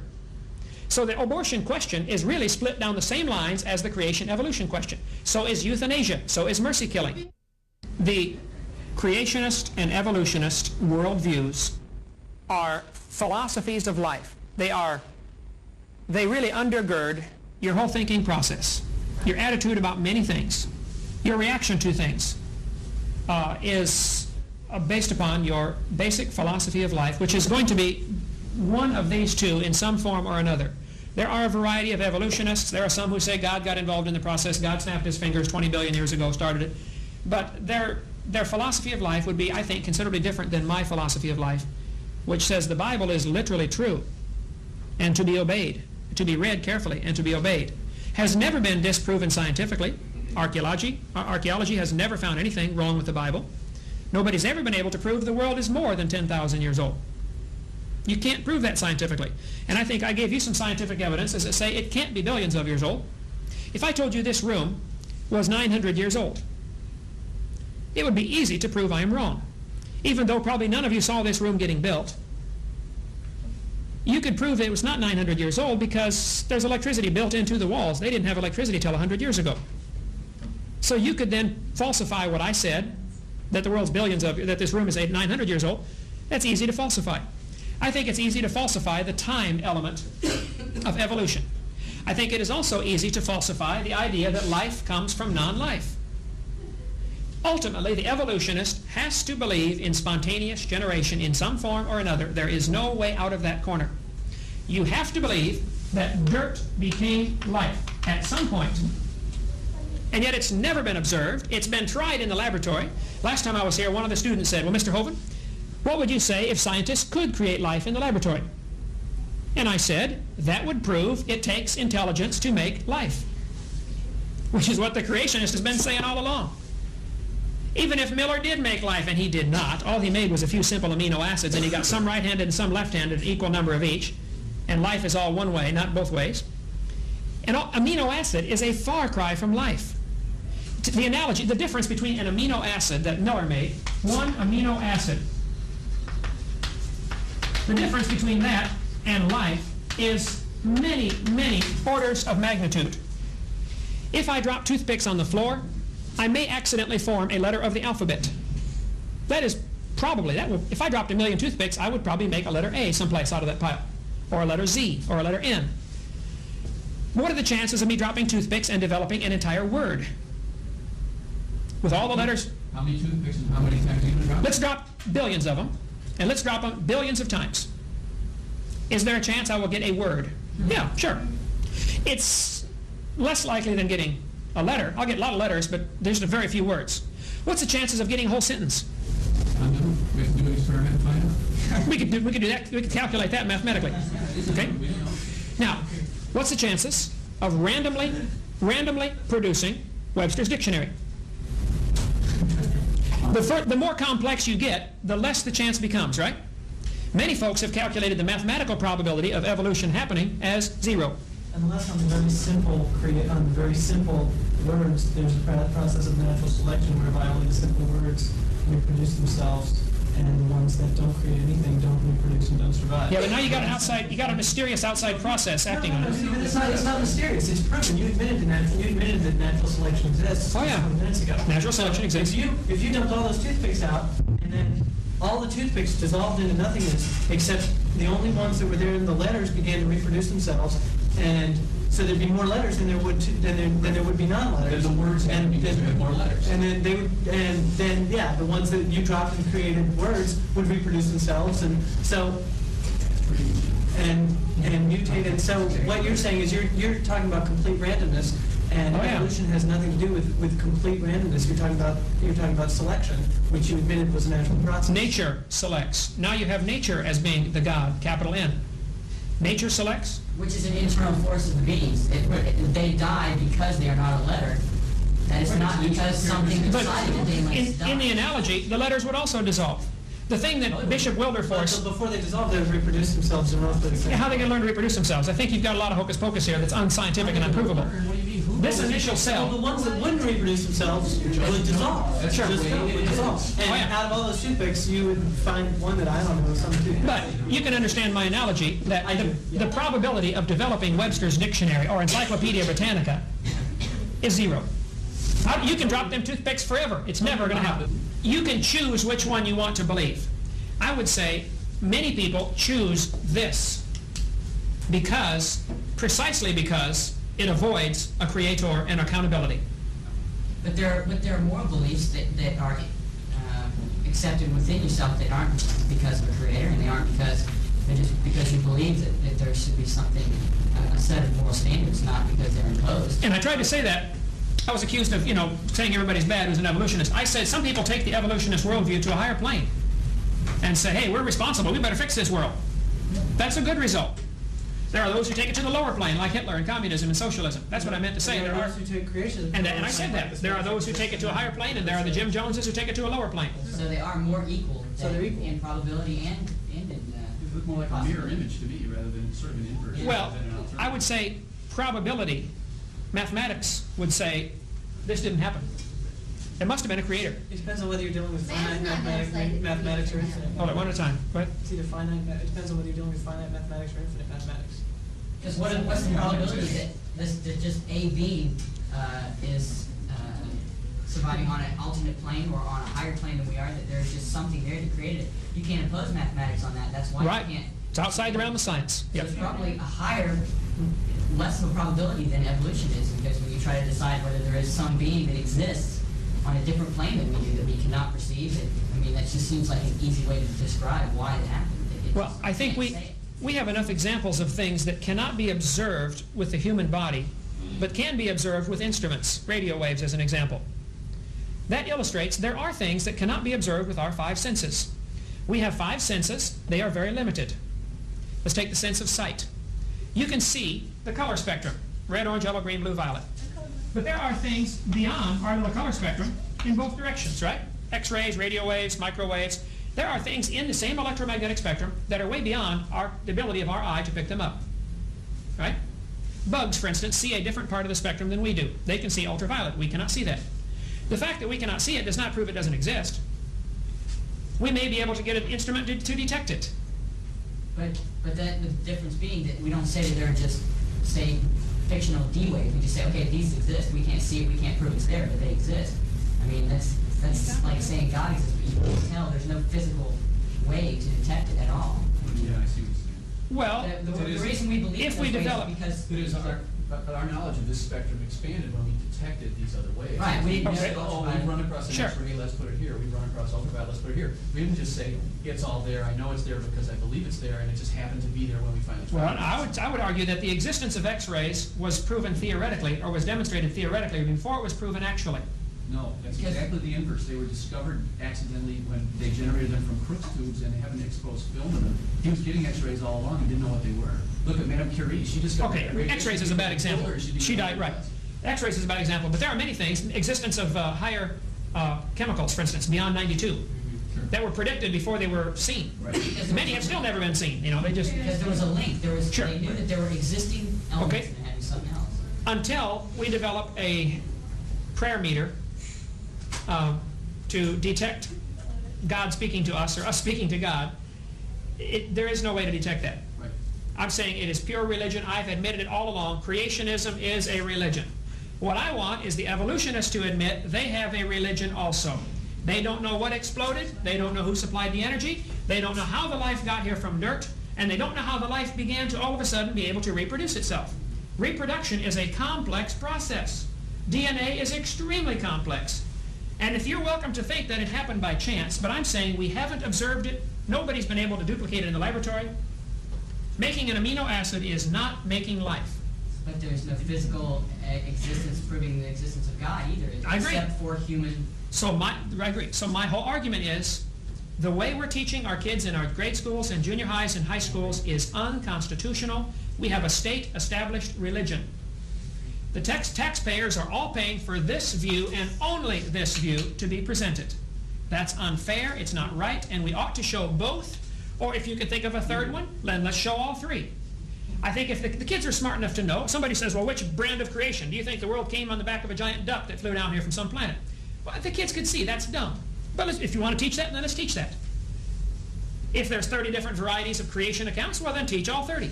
Why have we only included this one? The textbooks will say, second grade books. I got one packed away, but I got second grade book. Boys and girls, dinosaurs roamed the earth 70 million years ago. It'll say that like it's a fact in the second grade books. Okay? What about the second grade books? It should say scientists believe that. Yeah, It should say one theory is that dinosaurs roamed the earth millions of years ago. Another theory, which more than half of the U.S. population believes, More than half of the people believe that dinosaurs did not roam the earth millions of years ago, that they've always been with man, and there may be a few still around. But the population is, I mean, that doesn't make it so. Believing does not make it so. I agree for evolution also. That's right. So why do we only teach this? Why does the second grade book say dinosaurs roamed the earth 70 million years ago when it may indeed not be true? But don't you think that they should be taught in two different subjects instead of in the same classroom? I think evolution is not part of science. This is part of a philosophy. But it's been stirred in with science to the point where people think it belongs there. And the same analogy could be made where beer is always advertised at football games. Right? Beer has nothing to do with football. Show me what beer has to do with football. Or any sporting event. We'd be in real trouble. We'd be in real trouble if we limited ourselves to teaching only those things that we knew everything about. I mean, we couldn't, no one knows how sperm fertilize eggs. No one knows how that really works. Like you said yourself, no one knows, and I know this to be true because I did some engineering, but no one knows what electricity is. Right. We have to teach people something about electricity. We can't just leave it out because we don't know it all. So you've got to start somewhere and say, you decide for yourself. If you're a sixth grader and somebody says dinosaurs roamed the earth 70 million years ago, like you said before, kids aren't stupid. Some kid's going to say, well, wait a minute, how do these rocks get this way? How did this happen? How did that happen? If they believe it and it becomes their belief system, well, maybe they'll become geologists. But if not, they won't. I mean, I just don't see this monolithic plot to change people's lives with this thing that doesn't even really exist. I mean, you're not even describing evolution properly, let alone... Wait.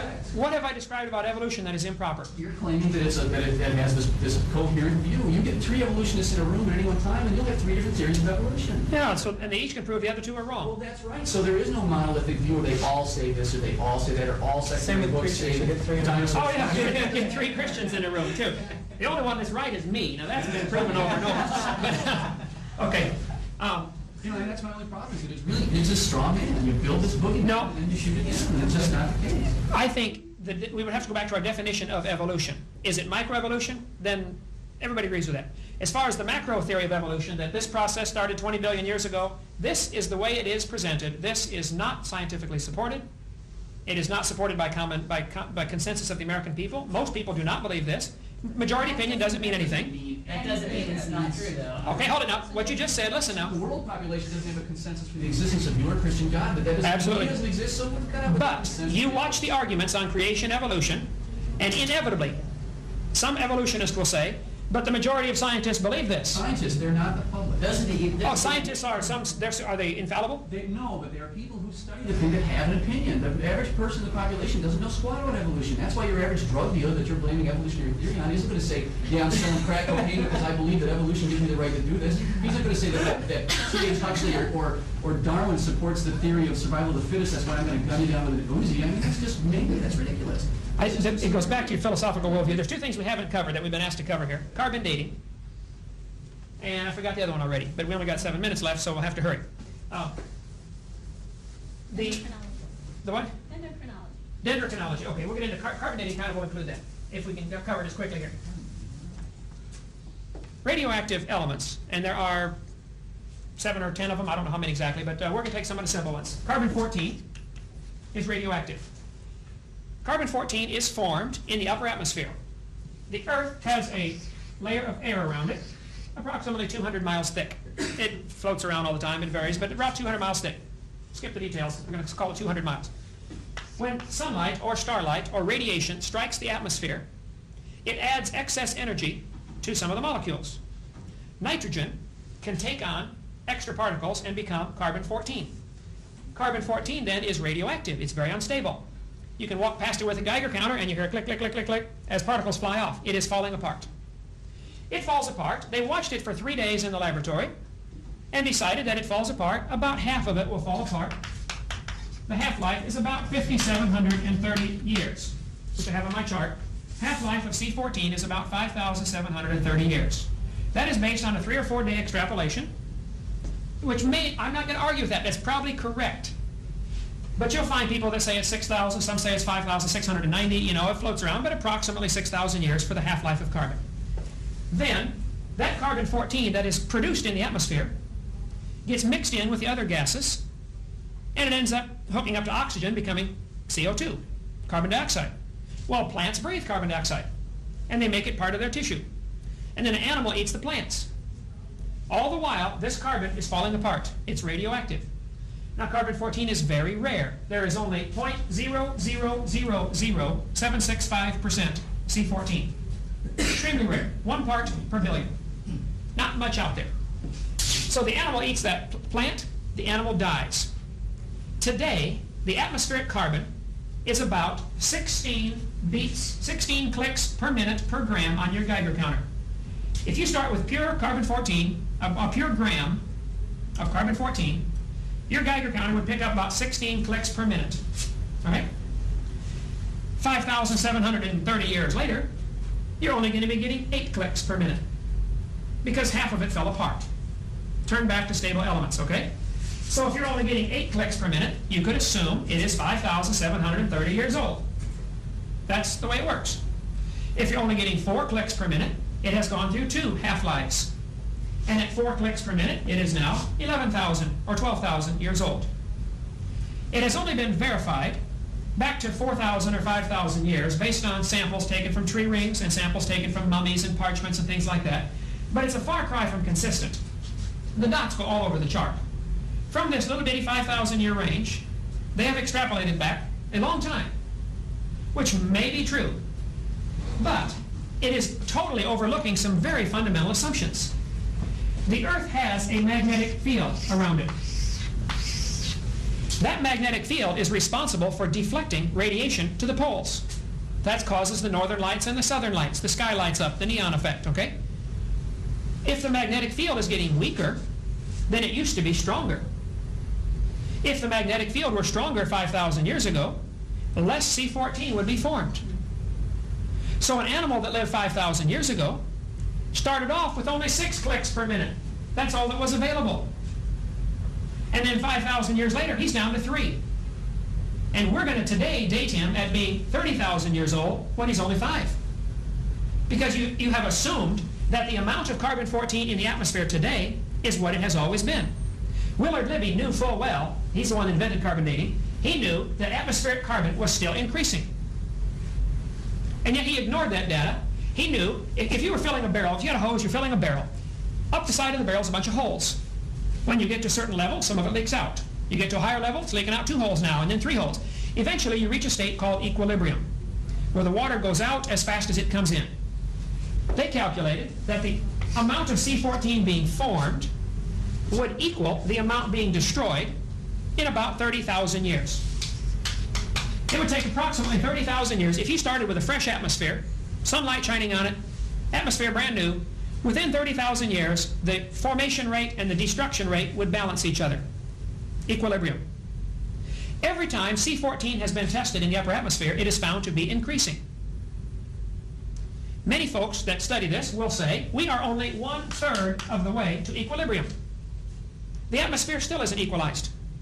The creationist would say, yeah, that's because it's less than 10,000 years old, which is what we've been saying all along. Carbon dating is very much in favor of creationism, young Earth. The fact that it is still increasing in the atmosphere says we're right. It's not billions of years old.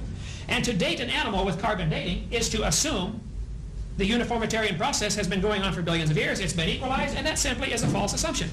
It is not true. So what they've done, they've developed 6 other rulers they can use. Because carbon has a half-life of 5,700 years, it's only good for dating objects that are up to 50,000 years old. Therefore, they picked uranium-235. It has a half-life of 713 million years. Yeah, much longer. So if I took this dinosaur bone to any university, USA, and said, would you please carbon date this? They would say, we couldn't do it, even if it has carbon. Because carbon won't give an old enough number. All of the dating methods, be they carbon, potassium, argon, uranium, lead, rubidium, strontium, all of them are based on the assumption that the geologic column is already correct. The geologic column was developed in the 1830s, long before any radiometric dating was even thought of. The geologic column divides Earth up into these different layers. If a bone is found in this layer, it is predetermined that it's going to be about 70 million years old. So which of the dating methods they use, carbon-14, potassium argon, uranium-235, uranium-238, they will decide which method to use based on how old they think it is. They've already decided the range that's right. Even if it contains carbon, they will not carbon date a dinosaur bone. Dinosaur bones have been found that are not even fossilized. They're still bone. That would fit the creationist worldview. After the flood, things would fossilize at different rates. In a coal mine in Australia, a petrified hat was found, dropped by a coal miner. I've seen petrified firewood, chop marks on the end. Like I held one in my hand 3 weeks ago, a guy in Alabama. Wood can fossilize in 20 or 30 years. Petrified fence posts have been found, put in by farmers in Iowa. I saw part of a petrified pallet from a pallet shop. A mudslide covered it up 30 years ago. Fossilized in 30 years. It depends on the conditions. If it's in dry, sandy soil, it may never fossilize. So the fossilization rate is very predictable based on the flood. But all of the dating methods are based on the faulty assumption that the geologic column is correct. And it's a hoax. But this is the Bible to the evolutionist.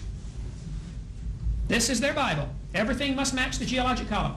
If I talk somebody into carbon dating this, it would give a date of 10 or 15 or 20,000 years. They would not accept that date because it doesn't fit the preconceived idea. They would select which method to use based on their first assumption. And then if they tested it with uranium and found it to be only 10 million years old, that would be rejected because it doesn't fit the geologic column. They may have to test the sample 10 times to get a number that fits their pattern. 19,000 out of 21,000 carbon dates were rejected because they were called extraneous dates. They didn't fit the pattern. Those of you that believe, though you can prove the world's billions of years old by carbon dating, do not understand carbon dating. I do debates at universities all the time. The professors will always say, yep, he's right. We can't prove the age of anything by any dating method. It's all circular reasoning based on assumptions. All the assumptions are listed on this page. 7 assumptions. I only covered 2. Any one of them would discredit it. It's not useless. I mean, it's a neat tool to use for some things. If you already know the approximate age, it's not useless, but it's overblown. You can't prove this world's billions of years old. Our time is up. This has been great. Any questions? I will send you a book. Thank you so much for having me. Thank you very much. Oh, thank you. We hope you've enjoyed watching this debate on the topic of creation evolution. This is not just an academic subject. If the creation story is right and God created this world, then we better do what God says. And if you're watching this tape and you're not a Christian, God loves you. He wants you to come to heaven. But He hates your sin. He hates my sin. He won't tolerate any sin in heaven. Since He created the world and He designed it and He owns it, He makes the rules. And His rule is no sin in heaven. Well, we're all sinners, which means we all deserve to go to hell. But Jesus Christ, God Himself in the flesh, died on the cross to pay for your sins and my sins. On February 9th, 1969, I prayed and said, Lord, I'm a sinner. Would you please forgive me and save me? And on that day, I got born again into God's family. You can be born again. All you need to do is admit you're a sinner. Admit that you deserve to go to hell. Call upon Jesus Christ to forgive you and save you. He's the only one who can, and He wants to so badly if you'll just ask Him. If you're not sure you're going to heaven, ask the Lord to save you right now. You could just pray a simple prayer like I prayed back in 1969. I just said, Lord, I'm a sinner. Would you please forgive me and save me right now? If you do that, today will be your spiritual birthday. The Bible says you must be born again in John chapter 3. In John chapter 1, it says you get born again, you become a son of God by receiving Him. When you receive Jesus Christ, you receive His gift that He died on the cross for you, and you receive that for your sins. That's the day you get born into God's family. You become God's child. We have lots of material in our ministry designed to help strengthen your faith in the Word of God and help you grow as a Christian. If you'd like to call or write our office, we'd be glad to send you a catalog. You can get on our website and get lots of information. If you'd like to schedule a debate, I'd be honored to come. Just get my itinerary off my website and find out when I will be in your area.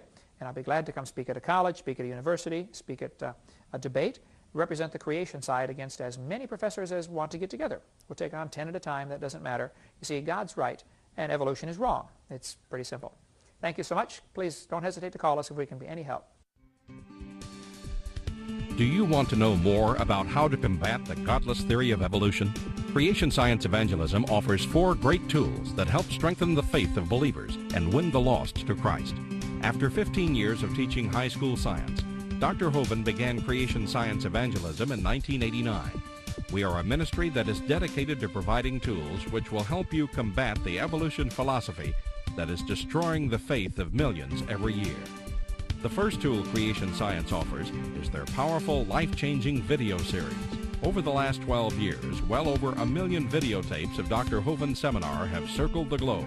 They are reaping a harvest of souls for the kingdom of Christ, as well as helping restore the faith of many thousands confused by the evolution propaganda to which they've been subjected. These videos are available in English, Russian, French, Spanish, Japanese, and sign language. The Age of the Earth, first of the 7-part series, teaches that God created the universe about 6,000 years ago in 6 literal days. Could this be true? Can it be scientifically proven that the Earth is not billions of years old? This tape gives solid scientific evidence that the Earth is young and that the Bible is scientifically accurate. How did the environment of the original creation differ from ours today? And how would this allow men to live over 900 years? Can Christians have a good explanation for the existence of dinosaurs? Could some dinosaurs still be alive today? These and many more questions are covered in the 2nd and 3rd part of the series. Evolution has permeated public school textbooks with false and fraudulent information. This video exposes nearly 30 lies commonly found in textbooks. Every public school student, teacher, and school board member needs to watch part 4 of this series. Find out if you have been lied to in your textbooks. Discover the terrible difference evolutionary beliefs have made in the past as well as in recent history in our video number 5. Dictators throughout time have used their evolution-based philosophies to rationalize their brutal actions. Learn how evolution propaganda is being used today to prepare people for the New World Order. This is just a taste of all the information the 17-hour seminar series has to offer. Also available are college courses that expand on the seminars in great detail. For those who can handle a more confrontational atmosphere, our debate series is just for you. I said, now, Mr. Patterson, if you think the tailbone is vestigial, I, Kent Hovind, will pay to have yours removed. Dr. Hovind has debated a wide range of atheists and evolutionists all over the country, and you're sure to find these 12 debates very exciting. These would be perfect to present to that scientifically minded person who likes to argue their point. Our topical series includes exciting topics like why evolution is stupid, public school presentation, children's video about dinosaurs, the Bible and health, Leviathan, the fire-breathing dragon, and many more. Creation science also offers a variety of visuals, like the longevity chart, which presents the entire lineage of Adam to Joseph as given in Genesis. It's exciting to see exactly how many generations were alive at the same time. Hundreds of books on a variety of subjects, videos on incredible creatures that defy evolution, t-shirts, fossils, and more. Make Creation Science Evangelism the one-stop shopping center for your creation material needs. Our 2 websites, www.drdino.com and www.dinosauradventureland.com, provide our second tool for evangelism. DrDino.com is packed with lots of information, from charts and graphs to articles and frequently asked questions. This is also where you will find more information on all of the products CSE has to offer. Dinosauradventureland.com is great for the kids. They can play lots of fun games and see unusual rides and activities located at Dinosaur Adventureland in Pensacola, Florida. Thousands visit our sites regularly to gain insight into God's creation. The third tool available to you is the live seminars conducted by Dr. Hovind and his son Eric. Since 1989, Dr. Hovind has held seminars and debates in hundreds of churches, schools, and universities in 49 states and 30 foreign countries. His fast-paced, illustrated seminars cover diverse topics, such as evidence for a young Earth, how long Adam lived, dinosaurs living with man, where races came from, radiometric dating, and much more. Our fourth tool is the new, exciting Dinosaur Adventureland. Many thousands have come from all across America to visit our museum, creation bookstore, science center, and theme park, where God gets the glory for science. Our unusual swings, rides, and activities each have a science lesson as well as a spiritual lesson. Captivate everyone from age 4 to 94.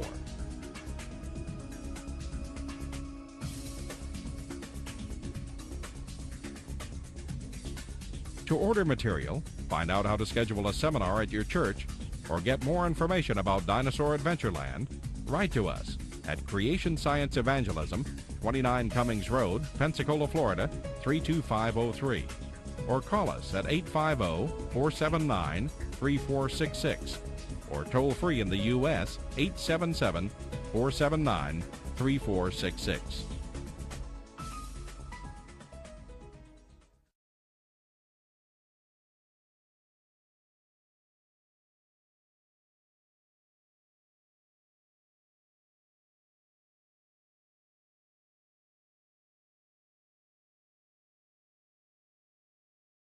data, and it becomes a very different way to interpret it. I believe when God created the heavens and the earth, everything, about 6,000 or 7,000 years ago, everything was very perfect. Perfect world, completely done. Poof, he spoke and it was done in 6 literal 24-hour days. And during that time, everything lived together, including the dinosaurs. Dinosaurs lived with man. They were just big friendly lizards in the Garden of Eden. See, the unusual thing about lizards, if you've had your biology classes, you know that lizards and many reptiles never stop growing. They never stop. When I moved into my house across the street from Pensacola Christian High School 2 years ago, I was going around meeting all my neighbors, knocking on doors, finding out who the neighbors were, and like everybody ought to do in the neighborhood, be friendly, you know. And I knocked on this house 6 doors down from my house, and the guy said, "Come on in." Well, I walked in, and there, crawling around loose on his kitchen floor right in front of me, was a 5-foot-long iguana. This guy raises iguanas for pet stores, 5 foot long. I stopped, held perfectly still. I said, "Does it bite?" He said, "No, we just fed it." I said, "How big's that thing going to get?" He said, "It's an iguana, man. They never stop growing." He said, "I've raised them 10 feet long before." Lizards never stop growing. So, the creationist would say, dinosaurs lived in the pre-flood era for about 1,600 years. They were just simply giant lizards. The Bible teaches, and of course it's not scientifically provable because it's gone now, the Bible teaches that the original earth, when God first made it, had a canopy of water above the atmosphere. The air that we're breathing today has about 6 layers to it: troposphere, mesosphere, thermosphere, exosphere, ionosphere. There used to be a 7th layer, according to Scripture. The 7th layer was a layer of water above the atmosphere, made some kind of cloud cover. Venus has a dense cloud cover. Jupiter has a dense cloud cover. The Earth apparently had a dense, I don't know about dense, but had some kind of water above the atmosphere, which would do several things. It would filter out the harmful effects of the sun. Most of the aging process is caused by the sun, especially ultraviolet light and X-rays that are destroying your body, and your body has to constantly battle against those damaging effects of the sunlight. The original creation did not have that. According to Scripture, they were protected by a canopy of water, which many creationists think would have increased air pressure. It's interesting, some of the articles out now about what happened to the dinosaurs. International Falls, Minnesota, the Daily Journal. New theory: lack of oxygen killed the dinosaurs, from the Boston Associated Press. Studies of dinosaurs indicate they had very small lungs compared to their body size. Also, they had very small nostrils. The nostrils of a brachiosaurus were about the same size as those in a horse. So how's a critter that big, 150 feet now is the world's record, how's he going to get enough oxygen to survive? Well, in today's atmosphere, a 150-foot dinosaur could not survive. He couldn't get enough oxygen to maintain body metabolism. But if the pre-flood scenario is correct, that before the flood there was a canopy of water, this would increase air pressure, meaning every time you take a breath, you get twice the oxygen. Not only that, the pre-flood world apparently had richer oxygen to begin with. They drill into the ancient samples of amber and find air bubbles in there. Trapped amber, or amber that traps air bubbles. When you analyze the air bubbles, this is from Time magazine, 1987, page 82. Also Science magazine, 1987, November, page 890, tells about the sampling of the air found in amber. It indicates 50% more oxygen than we had today. So instead of 20% oxygen, they had 30% oxygen. Well, these are a couple of scientific facts that really would fit fine with the creationist worldview. The original Earth had a little richer oxygen and higher pressure. The strange thing about high pressure gases is when you take a breath, you get twice the oxygen per lungful, and your healing process is much faster. Many major hospitals today are putting in what's called hyperbaric chambers. Little Jessica McClure, the girl in Texas that fell down in the well, remember that in 1987? Her foot was twisted around and stuck in her face as she was down inside of a 12-inch pipe for over 2 days, 58.5 hours. When they got her out, her foot was completely black and part of her leg was black from lack of circulation.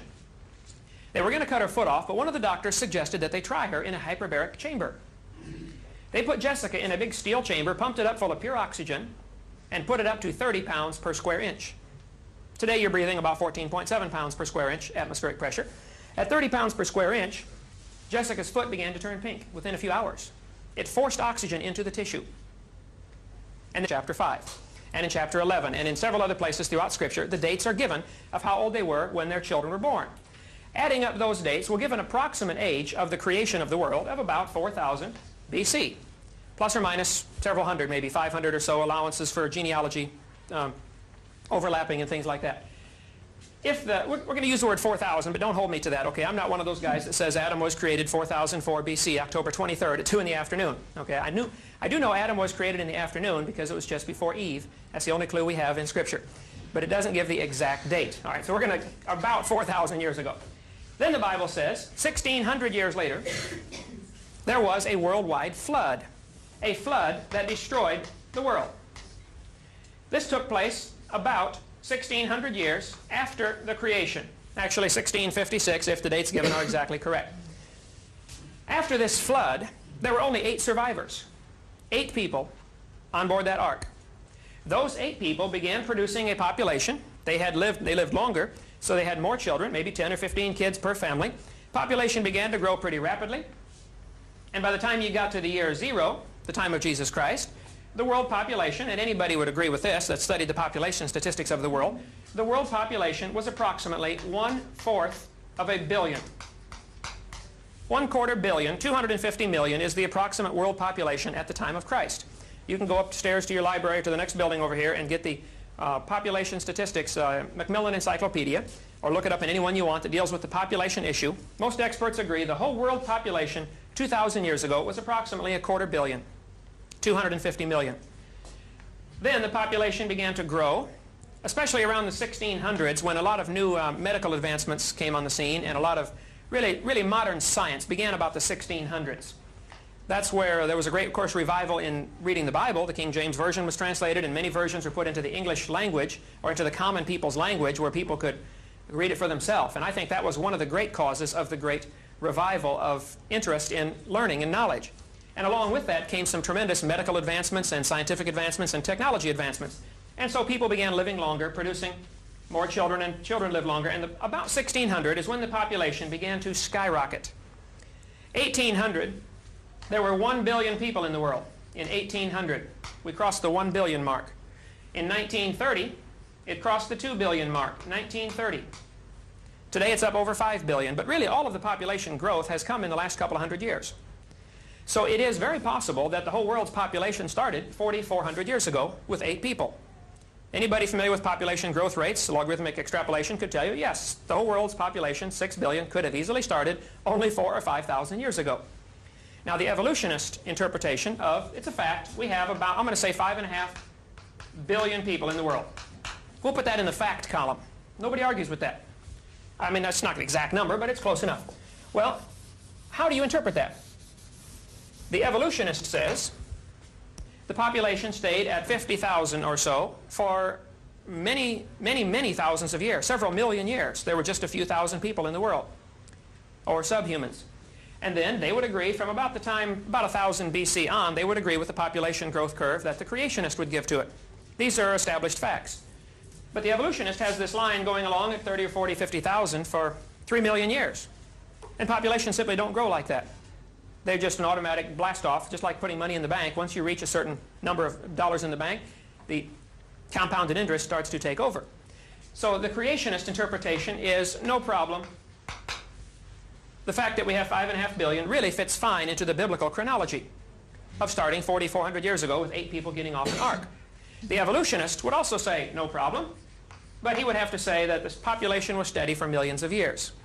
So if you look at the facts, neither one can be discounted based on the fact that we have a population. If you're willing to admit a worldwide flood in Noah's day, then the formation of Grand Canyon and Carlsbad Caverns and the Snake River Valley and all those canyon formations are really no problem for the creationist. If a teacher says, well, millions of years ago, the first question ought to come into your mind is, excuse me, were you there? You know, do you know it's millions or billions of years old? Time is something, I mean, it's gone, okay? It's historical. We can't really have scientific data. We must have historical.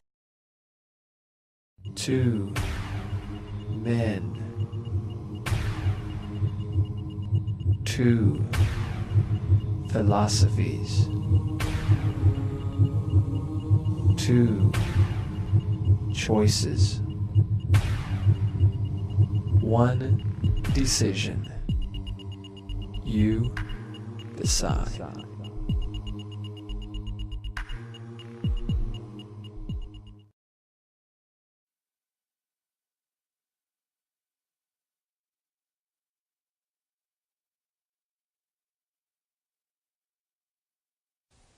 Hello, my name is Kent Hovind. I taught high school science for 15 years, and now since 1989 I've been an evangelist doing seminars on creation, evolution, and dinosaurs.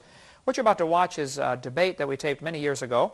Sorry about the poor quality in some areas, but I think the message is very fascinating. I do many debates at universities. I'm very willing to do more. We just recently began posting a list on our website of professors who have refused to debate me. I've had 60-some debates. If you talk to a professor who believes in evolution, try to ask them if they'd be willing to debate against a creationist. I'd be honored to do that.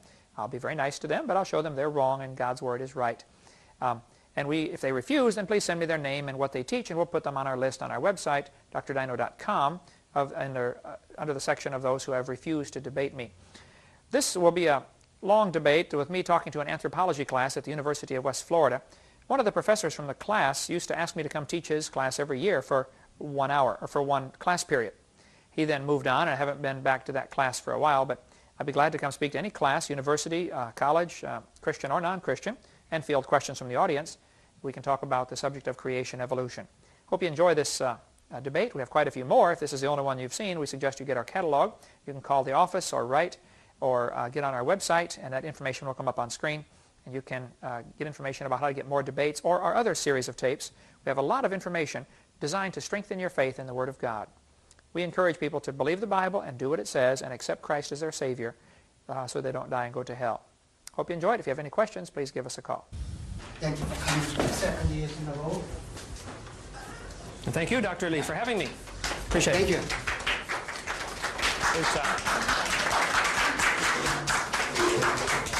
All right. It's good to be here. My name is Kent Hovind. I live here in Pensacola.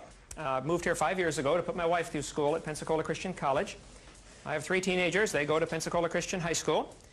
I was a science teacher 15 years and now travel around and speak full-time on this subject, creation, evolution, and dinosaurs.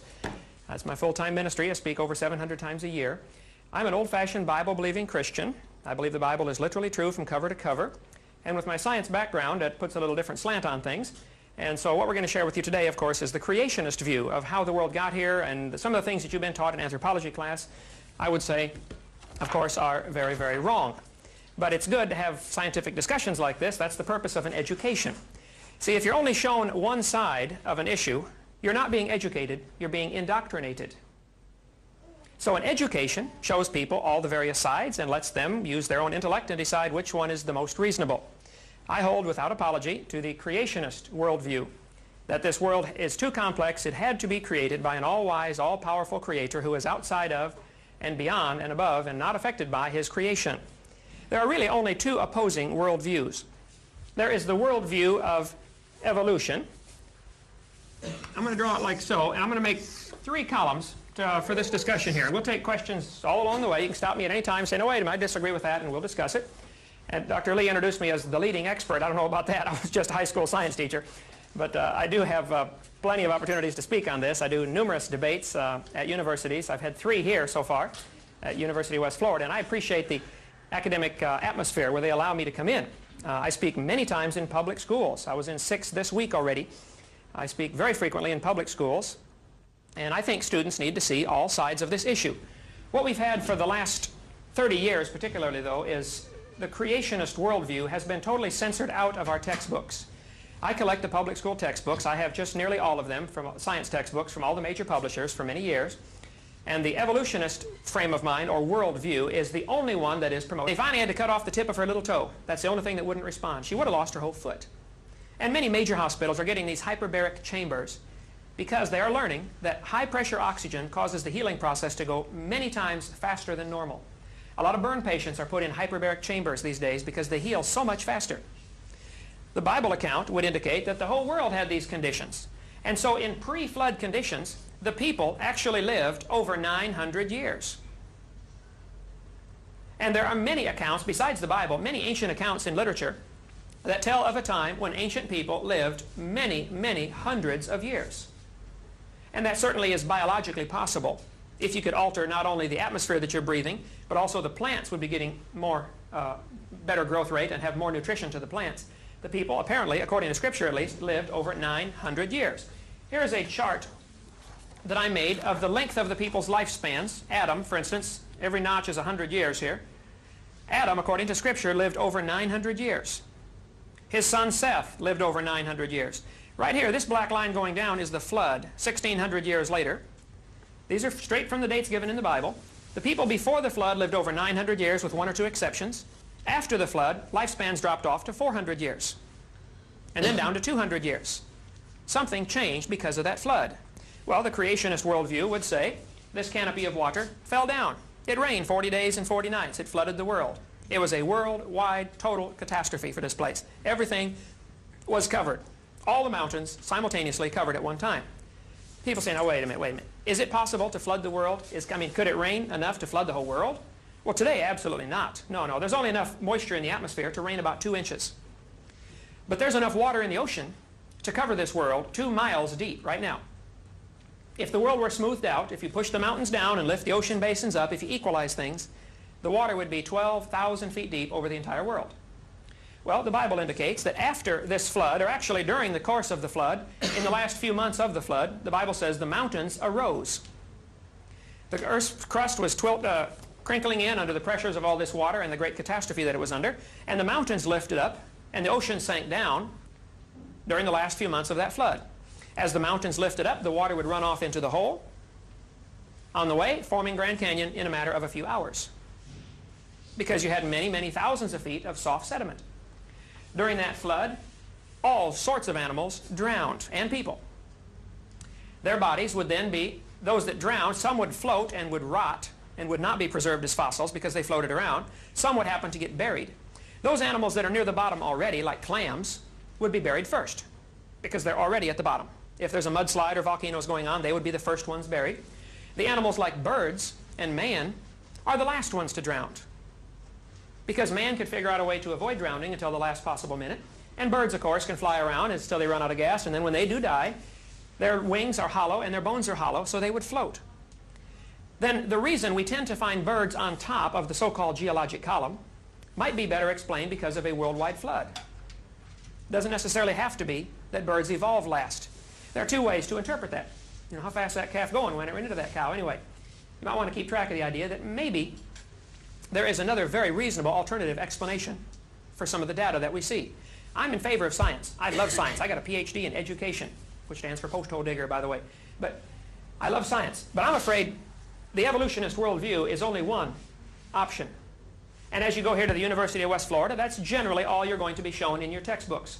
The author of this textbook, as I read the older edition of this, doesn't consider creationism other than to ridicule it. Oh, this is an old-fashioned idea. We proved this wrong 100 years ago. That's the attitude they give about creation. Well, the creationist worldview would say, because of this flood, all of the geologic features were formed. After the flood, the climate was very, very different. The people didn't live as long, and anytime you change atmospheric pressure, like that flood would have done, you would have some real changes really for the next few hundred years as the globe, Earth began to restabilize. The ice caps were advancing and retreating as things were very unstable ecologically, and the climatology was very different. And so with increased weather changing patterns, people began to be deficient in certain diseases. Most of the ancient skulls that you've been shown are in the textbooks. Now, of course, we have many teachers who treat the subject very fairly, but the textbooks have become increasingly one-sided. We're going to make 3 columns. There are some facts. And then there are different ways to interpret the fact. Sometimes 2 people can look at the very same thing and come to opposite conclusions of what they're seeing. The story is told about the farmer was out pulling a calf one time. Anybody raised on a farm here? Any farm kids? A calf puller is a long pole with a block and tackle on it, or a come-along on it, and in case the cow has a hard time having a calf, you hook a rope around the calf's leg and you winch it out of the cow. Help the cow out a little bit. Well, this farmer was out there pulling a calf, and the city fella stopped to to stop his car to see what's going on. He'd never seen anything like this before in his life. And the farmer said, "Come here, man, give me some help, would you?" And the city fella said, "Me?" He said, "Yeah, come here." He said, "I don't know nothing about this." He said, "Come on, I need some help now." So the city fella hopped out of his car, jumped the fence, ran over there and helped the farmer pull the calf. Never said a word. Just did what the farmer told him, you know, hold this, pull this. About 10 minutes later, they're walking up to the barn to get washed up. And the city fella said, or the farmer said, "Man, you've been awful quiet. Are you okay?" He said, "Oh, yeah, I'm fine, I'm fine." The farmer said, "Have you ever seen anything like this before?" The city fella said, "No, sir, I've never seen anything like this before in my life." And the farmer said, "Well, you got any questions?" He said, "Oh, yes, I do. I have one question been bugging me the whole time we're out there." The farmer said, "Let's hear it." The city fella said, "How fast do you think that calf was going when it ran into that cow?" No, you're looking at it all wrong. We are not separating the collision here. See, two people can look at the same thing and come to very opposite conclusions. I'll give you an example. It's a fact. Grand Canyon exists.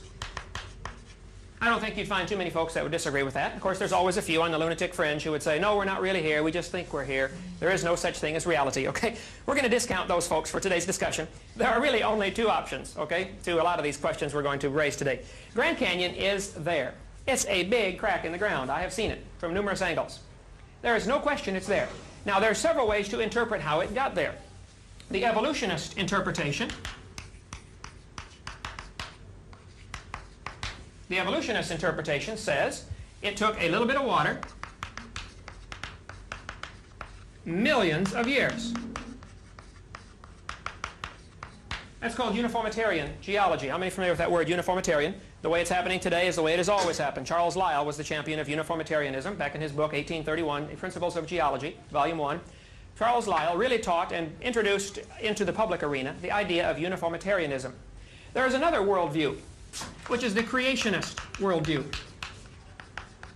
The creationist worldview says it took a lot of water, a little bit of time. Lots of water, a short time. You see, while the mud was soft, and Grand Canyon is obviously all composed of sedimentary rock, so it was all sedimentary rock mud at one time before it turned to rock. There's nobody would argue that question. That's how sedimentary rock is formed. The creationist would say a lot of water formed Grand Canyon in just a matter of a few hours or a few days, not millions of years. The fact is, the canyon is there. Now, how are you going to interpret that fact?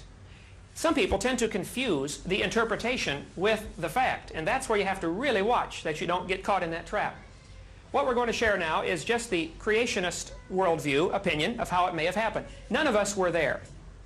That's obvious. So we have to then go on the facts that we can find and try to interpret, make up a model that'll work, and say, okay, this is maybe how it happened. The creationist worldview. I believe that the world is only 6 to 7, maybe 10,000 years old maximum. It cannot be any older than that. I'm going to say 6 to 10,000. So I'm going to draw a timeline. Right here is the present. We're going to call it the year 2000 since we're getting close to that, just for the sake of marking it off in thousands. We go back to the year 0, where we figure our calendar from, when Christ was born. Actually, our calendar is a few years off. I'm familiar with all that, Gregorian calendar and everything. And then we go back to BC, times before Christ. We have 1,000, 2,000, 3,000, 4,000 BC, 4,000 years before Christ. According to the dates given in the Bible, if you add up the dates given in the Bible, Adam was 130 when Seth was born, and Seth was 105 when Enos was born, and the dates are all spelled out in Genesis